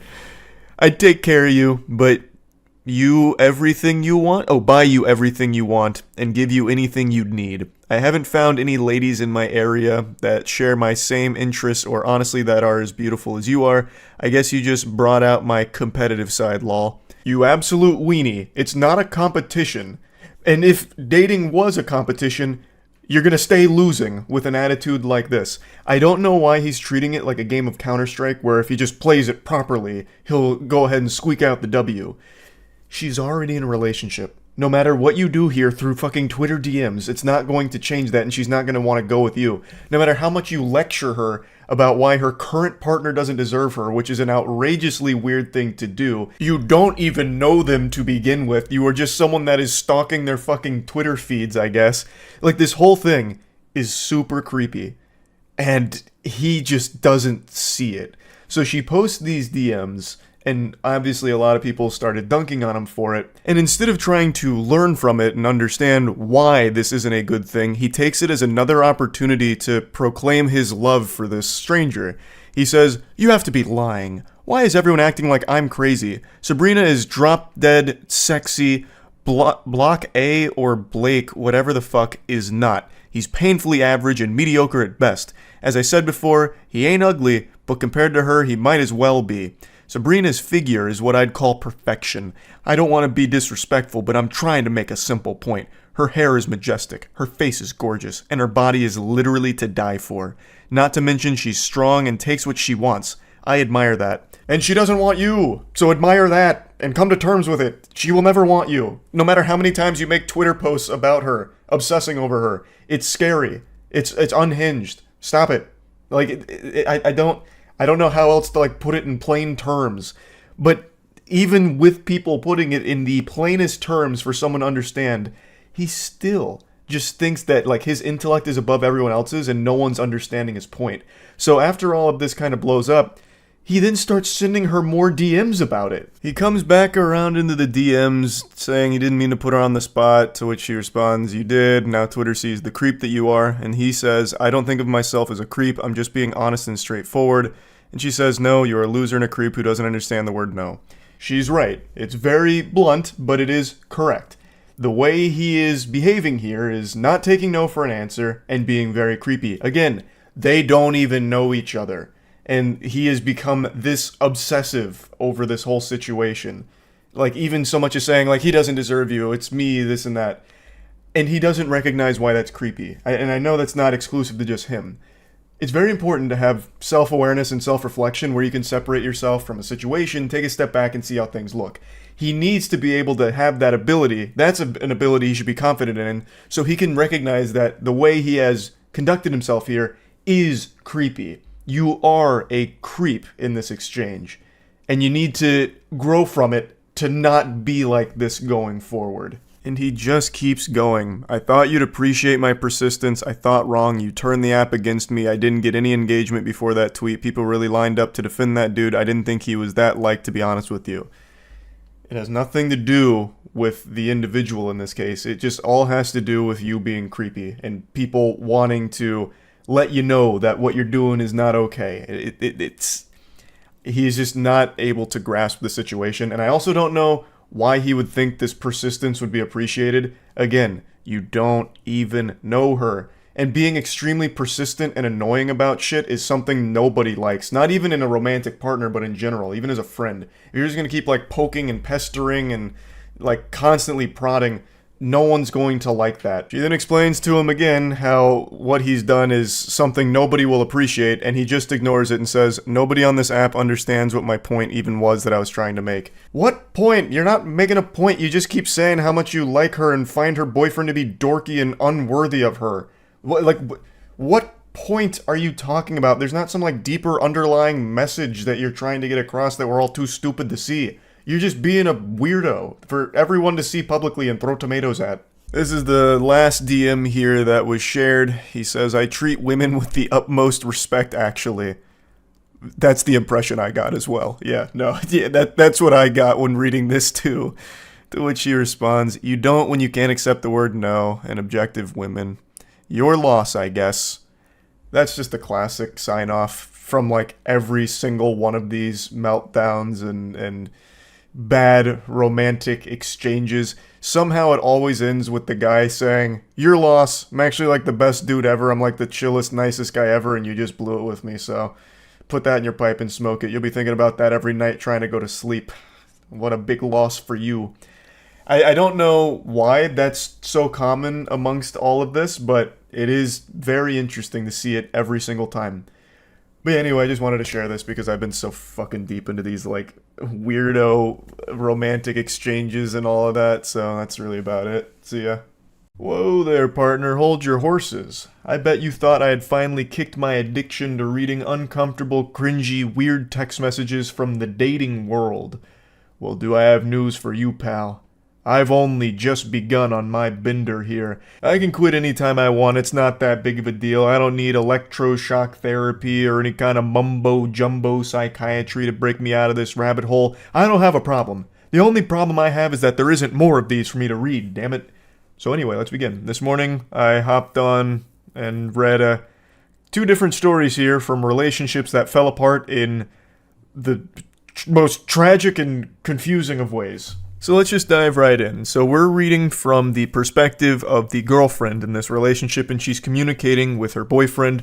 They were coming up on their 3-year anniversary, but after this exchange, it all went right down the shitter. So it begins. "Well, we're fucked. Pork chops went bad. My mom was getting ready to fry them and there was mold." To which the boyfriend just hits her with an okay. So she apologizes saying, "I'm sorry, she's just gonna send me to get chicken alone because I already made mac." She's referring to mac and cheese, for those of you that don't understand the nomenclature there. Now, I think it's very important, as we go through this first story, that you know the ages of those involved. It's 25 and 27. The reason why I think that's important is because as we go through this story, I imagine most of you will assume that these are children, like literally 13 and 14-year-olds. But that's just not the reality of it. This guy is about to throw away a 3-year relationship and have a biblical meltdown over not getting some fucking pork chops. He continues giving her the ice treatment here, so he just goes, okay, no good. Actually speaking like a Neanderthal. She says, the pork chops were bad, we didn't know, I'm sorry, I tried to make you food. He just once again says, okay. She says, sorry again, and he just says, cool. So this guy, he's going catatonic right now. We're losing him. He's flatlining. He's starving to death because the pork chops went bad. What is he gonna eat now? He's only a fucking 20-something-year-old man. He can't fend for himself without these pork chops. He's gonna die. She continues by saying, I really tried. Once again, just hits her with that okay. This is actually just like out of One Punch Man, that famous panel where Boros is powering up and One Punch Man just goes, okay. That is his whole personality. So he just goes, okay. And he says, you left? Yeah, she sent me to get chicken. He says, okay again, to which she just says, well, okay. She continues to profusely apologize for this whole situation here, as if she did something wrong, even though she didn't. The pork chops just went bad. I don't know what he expects from her, to like sorcery away all of the mold or whatever on them, or somehow conjure up brand new pork chops from her ass, which is something she also mentioned in the comments, like, I don't know what he wanted from me. Like, she even went to get other food that he could consume. Chicken, mac and cheese, there were other options besides the pork chops, but his mind is set on one thing. Pork chops. He only has room in his noodle for one thought, and right now that thought is pork chops. So now that he realizes he's not getting them, he's about to go berserk over this whole situation here. Cool, you got to eat. I didn't for waiting on you. Good night. Okay, good night. I love you too. No, bro. Good night. I could have ate, but I waited on you. Of course. You could have just eaten regardless. So the poster here, she went into detail about all of the context around this. So apparently he had said he was going to go get food, and she mentioned that she was making pork chops with her mom later. So he said, oh, okay, well then I'll just eat the pork chops with you and your mom and I won't get food. To which she replied saying, no, you can still get food and you're also welcome to have these pork chops. But being the noble chivalrous man that he is, he put down the food that he was going to purchase and instead was going to eat these pork chops, which didn't end up happening. And when he didn't get served his pork chops on a golden platter, he just refused to eat, crossed his arms, kicking his legs in his high chair. Well, then I'm just going to starve. So even though she had other food that he could eat, the chicken, the mac and cheese, he just didn't. And then also didn't feed himself at any point throughout the rest of the night, I guess because he was still so fuming with steam coming out of his ears. And also, according to her in the comments, the reason he didn't eat the chicken and mac and cheese is because he only likes his chicken prepared in the most simple way ever. So he didn't like the way the chicken was prepared, and he also doesn't like mac and cheese, which is already giving me red flags. I don't know anyone that doesn't like mac and cheese in some capacity. That's making him seem already off his gourd, just from that simple fact alone. But yeah, he refuses to eat for the rest of the night, all because he couldn't have those pork chops. She says, I tried to cook, I didn't know they were bad, I couldn't have known until they defrosted. I don't care, bro, I shouldn't have waited. They made food, but I had to wait on you. Some bullshit. Good night. Oh my god, this insufferable, whiny asshole. Those pork chops must have been, like, heavenly, divine, like, to just give up food for the rest of the night and then ruin a 3-year relationship. Those pork chops gotta taste immaculate. Like, not only do they have to taste amazing, they have to come with legitimately life-changing benefits in order to have this kind of fucking tantrum over them. Like, taking a bite of those pork chops instantly chisels out your jawline a little bit further or something. I just don't know what kind of pork chops would be worth all of this anger. She apologizes again, saying, well, I'm sorry, good night, I love you too. Bro, stop telling me that. I am so tired of this guy saying bro to his girlfriend. He clearly has no respect for her whatsoever. He then throws a term out I've never seen before. He says UPMO. I don't know what that means. I don't know what that stands for, so I looked it up, and usually it's an abbreviation for Project Management Office. But that doesn't really fit in the context of this conversation. I imagine it has to be an insult. I don't think he just came out of nowhere saying, you Project Management Office. So it must stand for something else, but I still can't piece it together. Maybe You pussy monster outcast? I couldn't tell you. Never mind, now I can tell you. I just took an additional 10 minutes looking through Twitter to see anyone else who has ever used that abbreviation, and apparently it means you piss me off. Wow. Fucking oof. That is so cringe, Jesus Christ.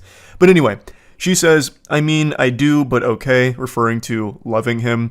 And then he just says, I don't want to talk to you. And then she just says, okay, good night, I love you. He then comes back around, as all of these unhinged weirdos do, where they're like, don't talk to me, I don't want to talk to you, good night. And then he just keeps fucking going and going and going and spewing. So he comes back and says, at all. Not tomorrow either. I don't care. This is bullshit. Good night. You're fucking selfish. Fuck you for real. I really don't want to talk to you or see you.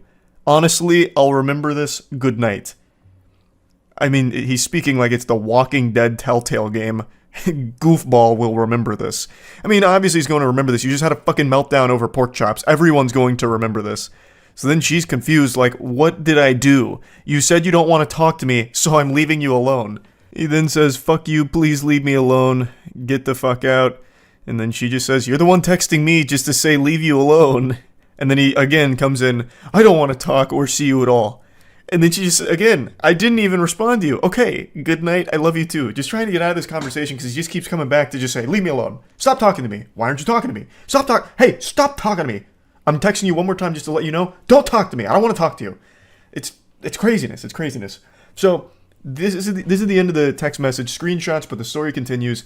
Right after this, the following morning, he continued this behavior, this attitude, and ended up dumping her because of this whole pork chop fiasco, which is a huge blessing in disguise for her because this is not a good partner. This is a crazy person. To have this level of blow up over not getting pork chops. Wow, that is some concerning delusion. So she does expand on it a little bit. He continued to insult her the following day before dumping her. So just a piece of shit all around. And I just had to talk about this one because I don't think I've ever seen a relationship, at least of this long, 3 years. They apparently were saving up for a house, end over something so trivial. I haven't seen a relationship crumble over something so meaningless like this. This is a wild case here. So yeah, I wanted to talk about this one a little bit. I know I said I was going to do 2, but I've kind of been yapping about this one for quite a while now, so maybe I'll just save the second one for tomorrow and I'll let it be like a little teaser. I think that's what I'll do. This will be your little appetizer for tomorrow's, where I cover the other really unbelievably awful relationship crumbling text messages. But anyway, I feel bad for the girl here, but I am happy to know that they're not together anymore. I think that's a very good thing for her going forward. I know it's going to be tough for a little while, but wishing her the best. And for the dude in the story here, wishing him nothing but really bad mac and cheese and no pork chops for the rest of his life. So yeah, that's really about it. So yeah. Nobody likes a cheater. Whether it's video games, sports, or relationships, it's one of those universally hated things by everyone across the globe. Kind of like cockroaches. And in 2015, it was the worst recorded year in history to be a cheater, because that was the year of the infamous Ashley Madison data breach. Ashley Madison is a website that's used for facilitating cheating. Its slogan is "Life is short, have an affair," so it was mainly for married individuals to find people to cheat on their spouse with.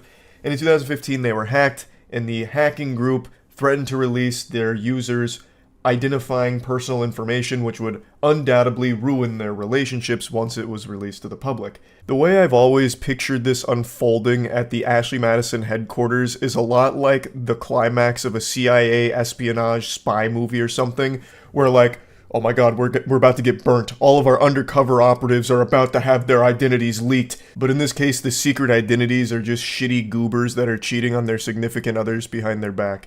Now, Ashley Madison did survive this. The users came flocking back, probably because they had nowhere else to go since their relationships burned to the ground under their own hand and their own sins. And that brings us to today.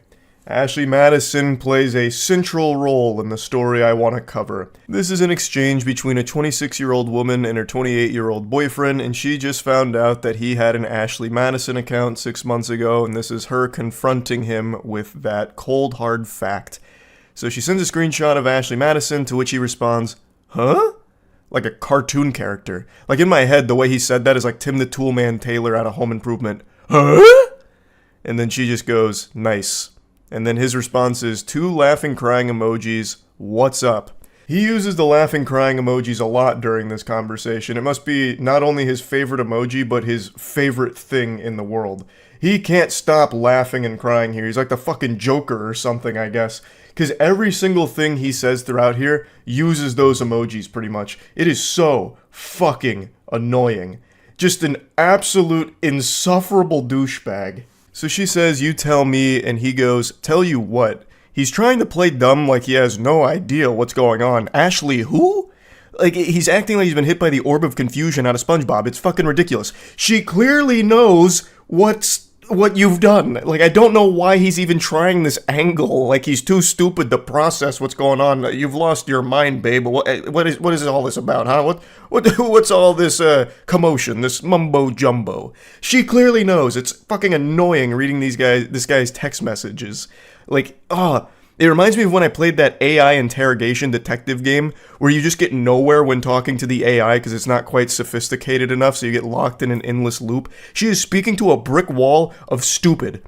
And then she just goes, or don't, I don't care, I'm done. And his response to it is just truly unhinged. So he goes LMAO, because you know he can't stop laughing about it. He is cracking up right now, slapping his knee. This is the best comedy he's ever seen in his life. What are you going on about? Period got you tripping? That is fucking wild.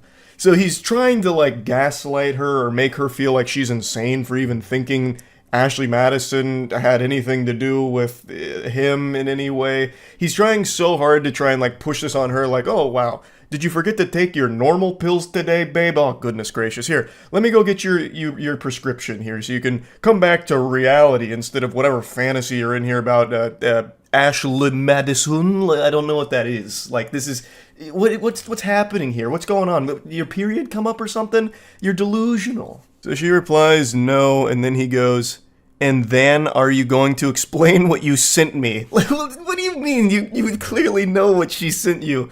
Fuck, it's so frustrating just reading this guy's texts. So she goes, there's really nothing for me to explain. You're the one playing dumb. Immediately calling his bluff on this, he is legitimately just playing the dumbest man on the planet right now. And he continues to double down on it. Playing dumb about what? I'm confused. And then she goes, you're not confused, lol, and then drops his username, I think, and I can only make out the last part of it, but there's a 10 in there. I'm guessing because every other variation of his favorite Xbox gamer tag was taken, so he had to throw on some numbers at the end.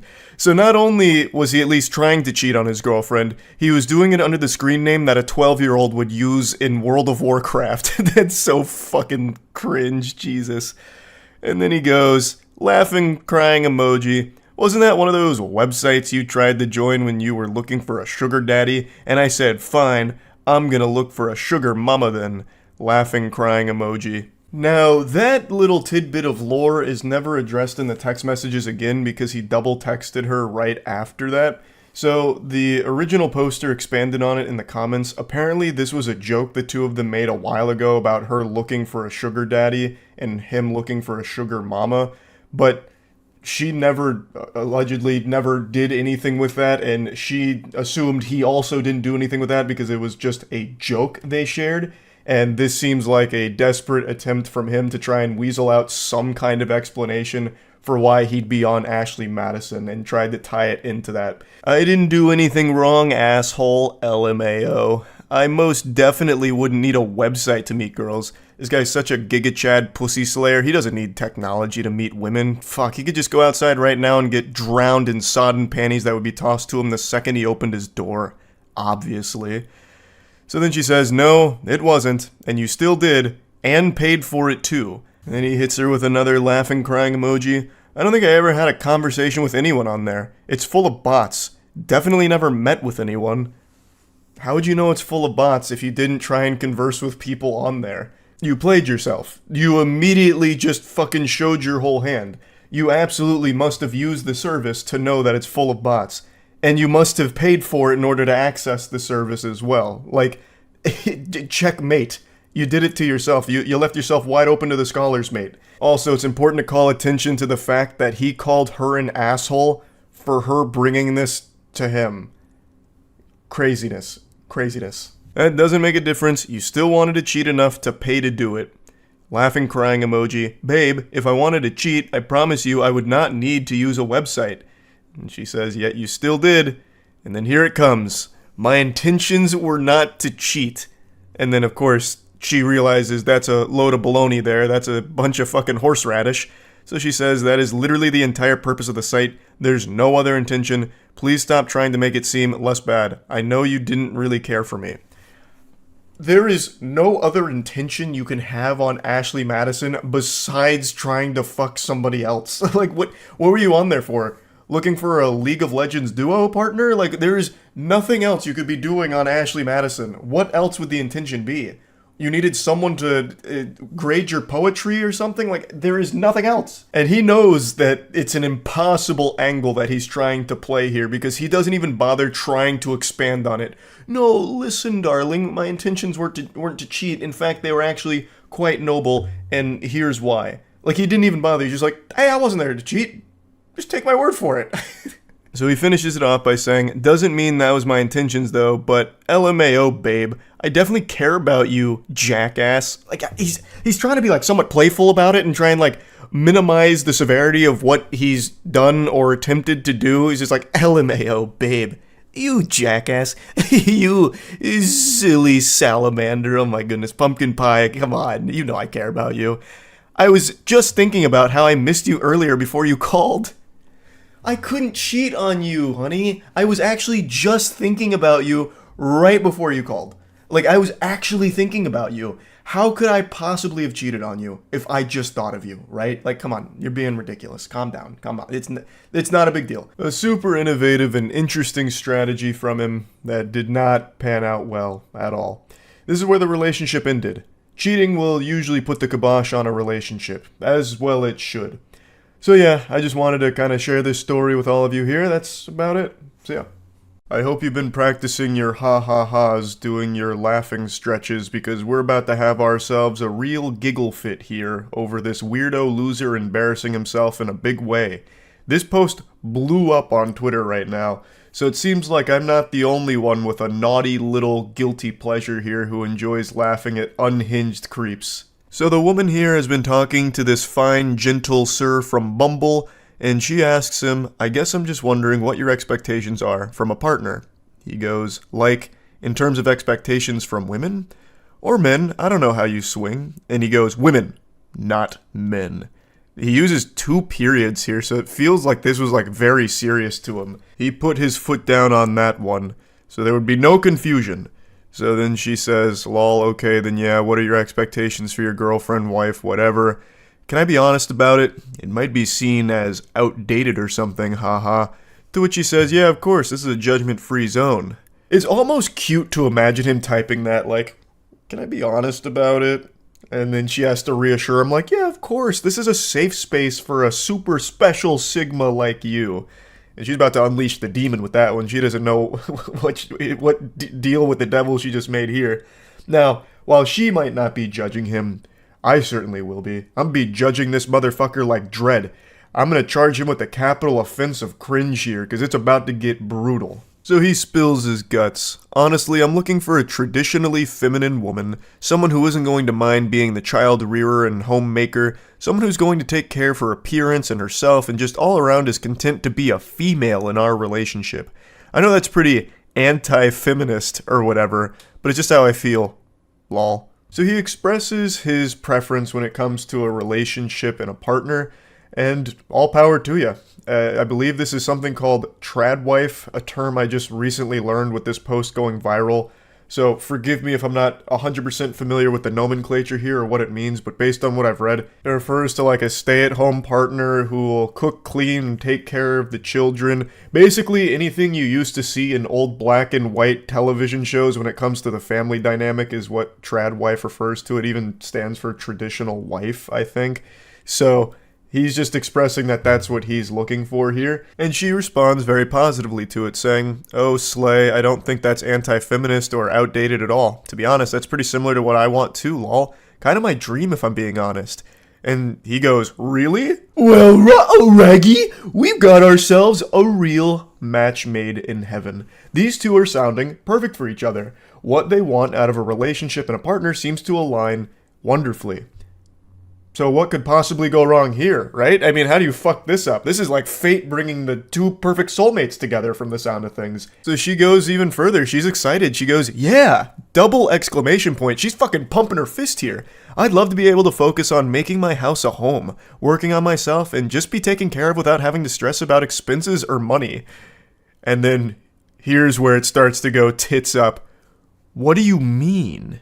There's cracks in the ship. It's starting to sink. He's got his monocle on. He's about to start investigating, interrogating. He's entering fight or flight mode because something here went awry in his eyes, and he's not too happy about it. So she explains, just that I'd love a traditional man who's going to cover my expenses and make sure I'm getting what I want. Someone who brings that kind of masculine energy.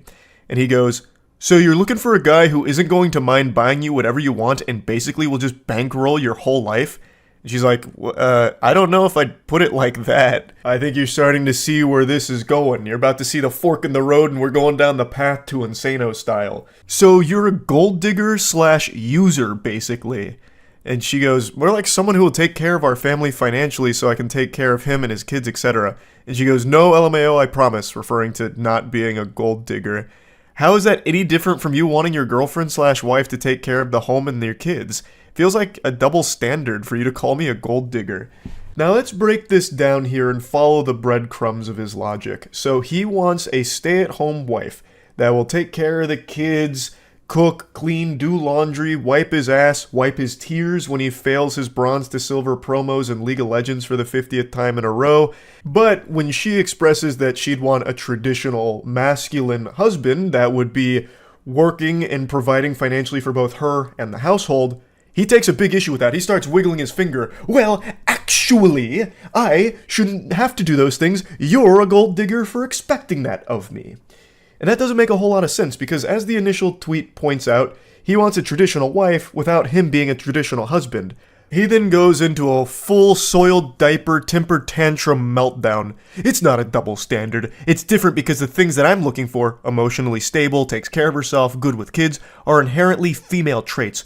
Good women naturally have that stuff. You're looking for some rich guy who can buy you stuff. That's not naturally part of being a guy, it's totally different. I mean, especially because of how expensive life is in general these days, you think I'm going to be able to afford a $500,000 house on one salary just so you can play dress up and not have to worry about a job? You expect to not contribute to the bills or the cost of living? Fuck you. I knew there was something wrong with you. No wonder you tried to humiliate me at the restaurant. I should have left right then and there. I would bet a large amount of money that that humiliation he's referring to is something extremely trivial that nobody else in the world in their right mind would actually take as disrespectful. I actually guarantee what it is she asked if she could split the bill with him or maybe provide tip on their date at the restaurant. And when she said that, he's like, oh, my pride! You think I'm broke? You've humiliated me and the whole restaurant knows it now. But anyway, let's go through this whiny wiener's diary. So he starts, no. Listen here, harlot. These are inherently female traits. Being good with kids, emotionally stable, those kind of things. Being rich is not an inherently male trait. You just want some rich Chad that can buy you everything you want so you can suck all his money out. You expect me to buy you a $500,000 house on a one salary income and you don't have to worry about getting a job so you can just stay at home and play dress up? Which is a wild point to try and make because you are literally asking her to do that. You are telling her you want her to be a trad wife, a stay-at-home partner, and then you're just shitting on her for being a stay-at-home partner, just boiling it down to, you're just at home playing dress up. So you're like belittling her for what you want her to do, blaming her for not contributing to bills or the cost of living or anything when you are literally talking about how you want an angel that'll just be a stay-at-home trad wife.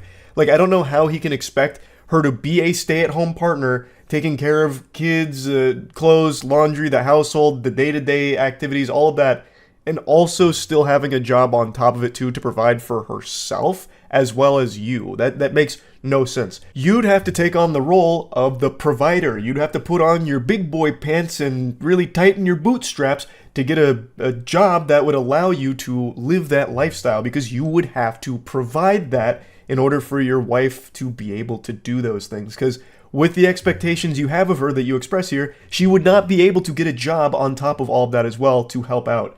That's why the trad wife model also needs the trad husband on top of it that would be providing it.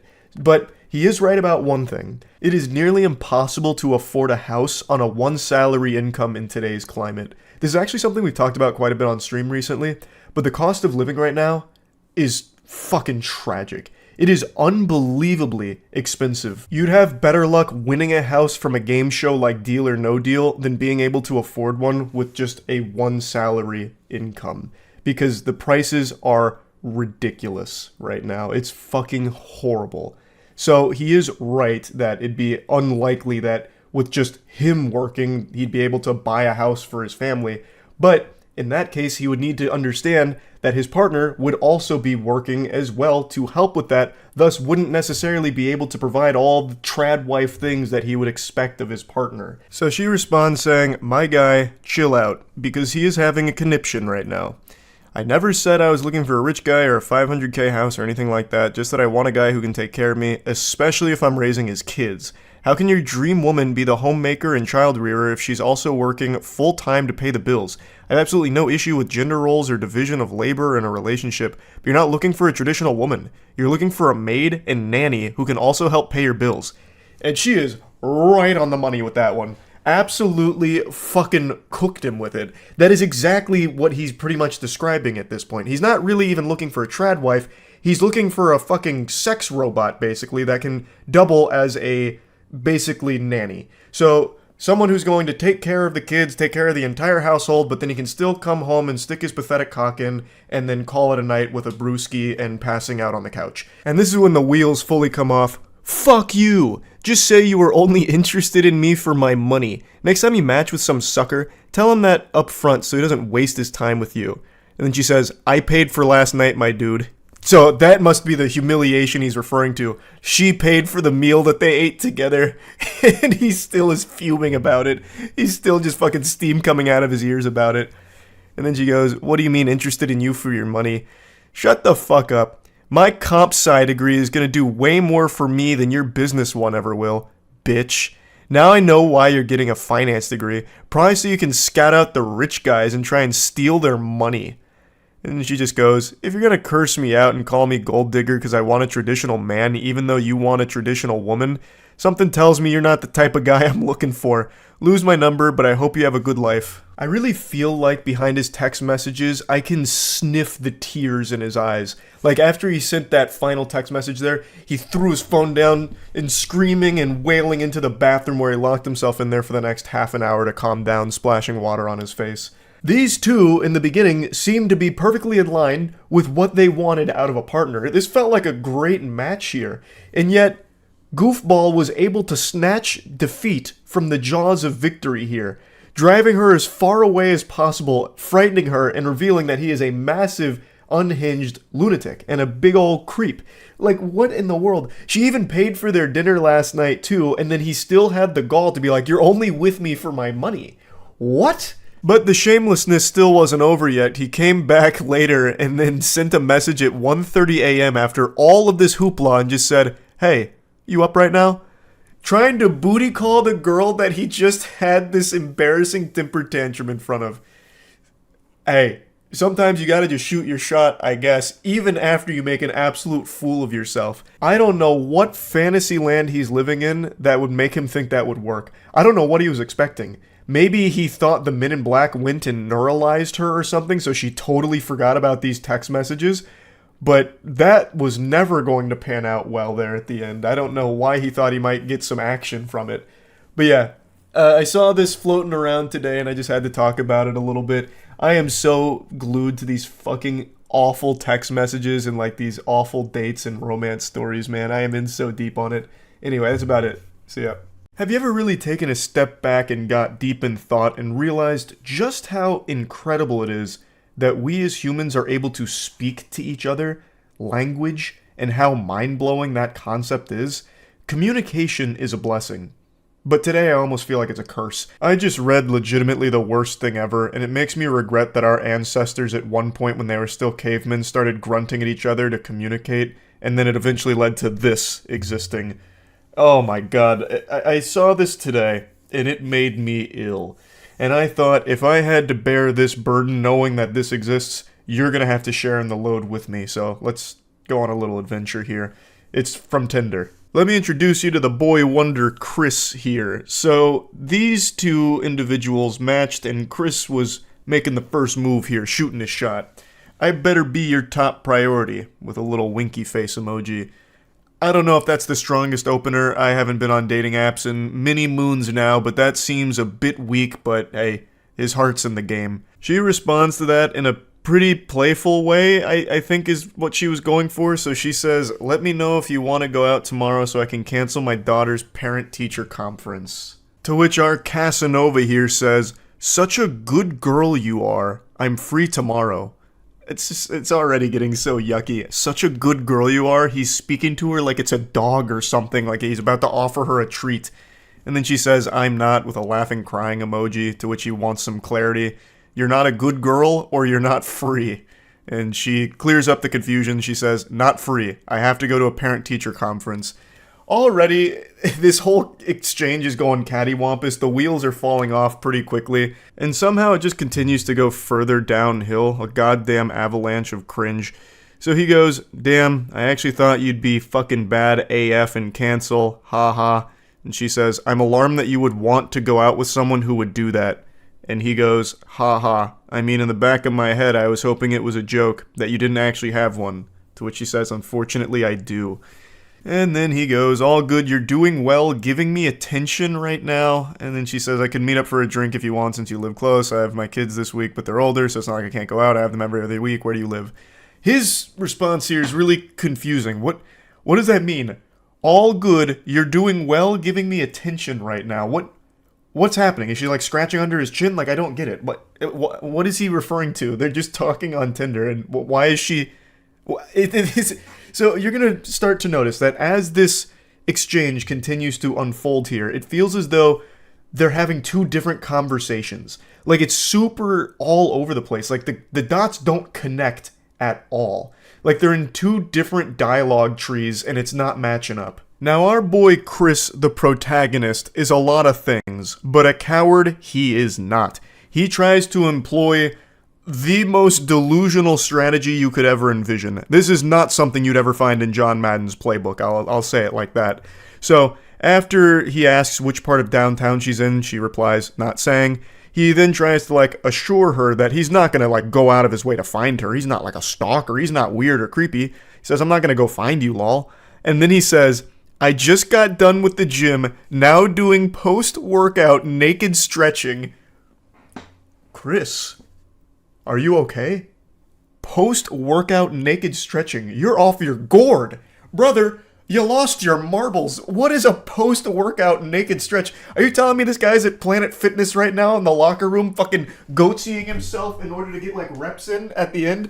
Like, that's how he cools down? What is a post-workout naked stretch? I've never heard of that before. This is him trying to be, like, hot about things, I think. Like, ooh, this is gonna get her wet. I was at the gym, pumping iron, praying at the Iron Temple, way min, babe. And then I finished. Biggest pump of my life. So obviously I took my pants off, put both legs over my head, and hung a 5-pound kettlebell from my erect wiener. Hold for 30 seconds for 3 sets. It's the only way to conclude a good workout. Like, what the fuck is even happening? I don't know why he thought this was a good idea. Like, unless he's like an OnlyFans creator or something, and this is just content that he films, like the, naked yoga that you see on YouTube or something. It's just, it is a wild attempt here at, like, flirting or trying to be, like, sexy on Tinder or something. It is bold. It is brutally cringe. She then responds by saying, if you were driving by, you might peep in the window. Haha. Sounds uncomfortable. Referring to the stretching, I think. To which he just says, I mean, of course. Now here's where things get even more fucking confusing here. The conversation really does feel like some kind of malfunctioning questline in an MMO where, like, the dialogue is just incorrect. Like, the characters are glitching out. So he says, to the stretch, asking about, like, what sounds uncomfortable. And then she says, no, for work. My stylist feeds me champagne. I don't know, maybe I'm the problem. What is she talking about? Like, how does that fit into anything that's happened here with this absolute disaster that Chris is trying? I don't understand. Maybe she's just trying to change the subject. I'm really not sure. And then he goes, was a bartender, now I'm just a content creator and gonna start day trading. Oh, so you're a little horny. What is happening?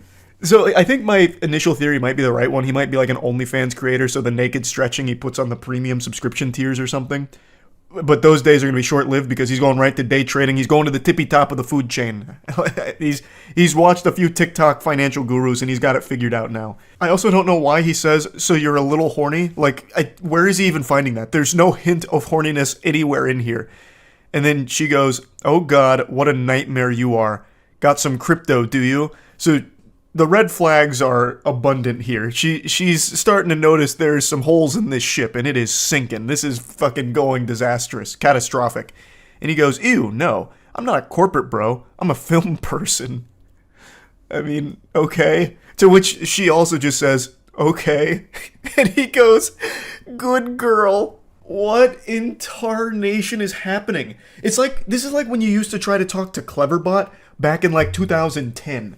It's nonsensical. Chris's mind is an enigma.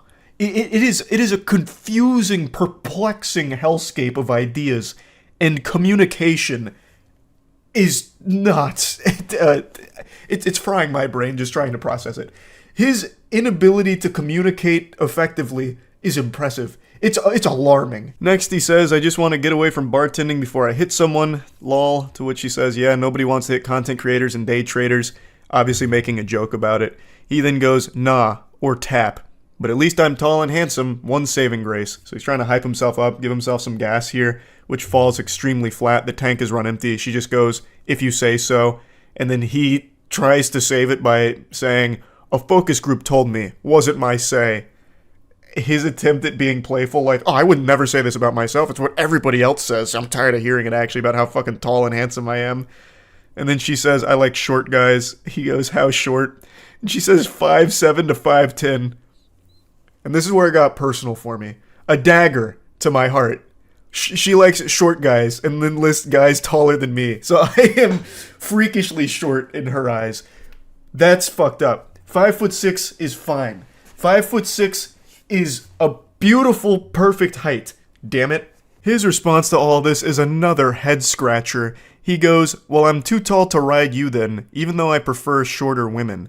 She says, well, I'm sure I'm too non-gym oriented for you. He says, you look like a gym exercise, to be honest. But yeah, you look like a good barbell curl. You look like a lat pull-down machine, babe. Yeah, fuck yeah. Nailed that. A wonderful line from him, really. I walk my dog slowly around the block twice a day. He says, I'll be the dog. This guy is so horny. This guy is criminally horny. Like, his arousal should be studied because it is on a whole different level, a whole different dimension. Everything he is reading is making him hornier, and he's saying goofier and creepier things each and every time.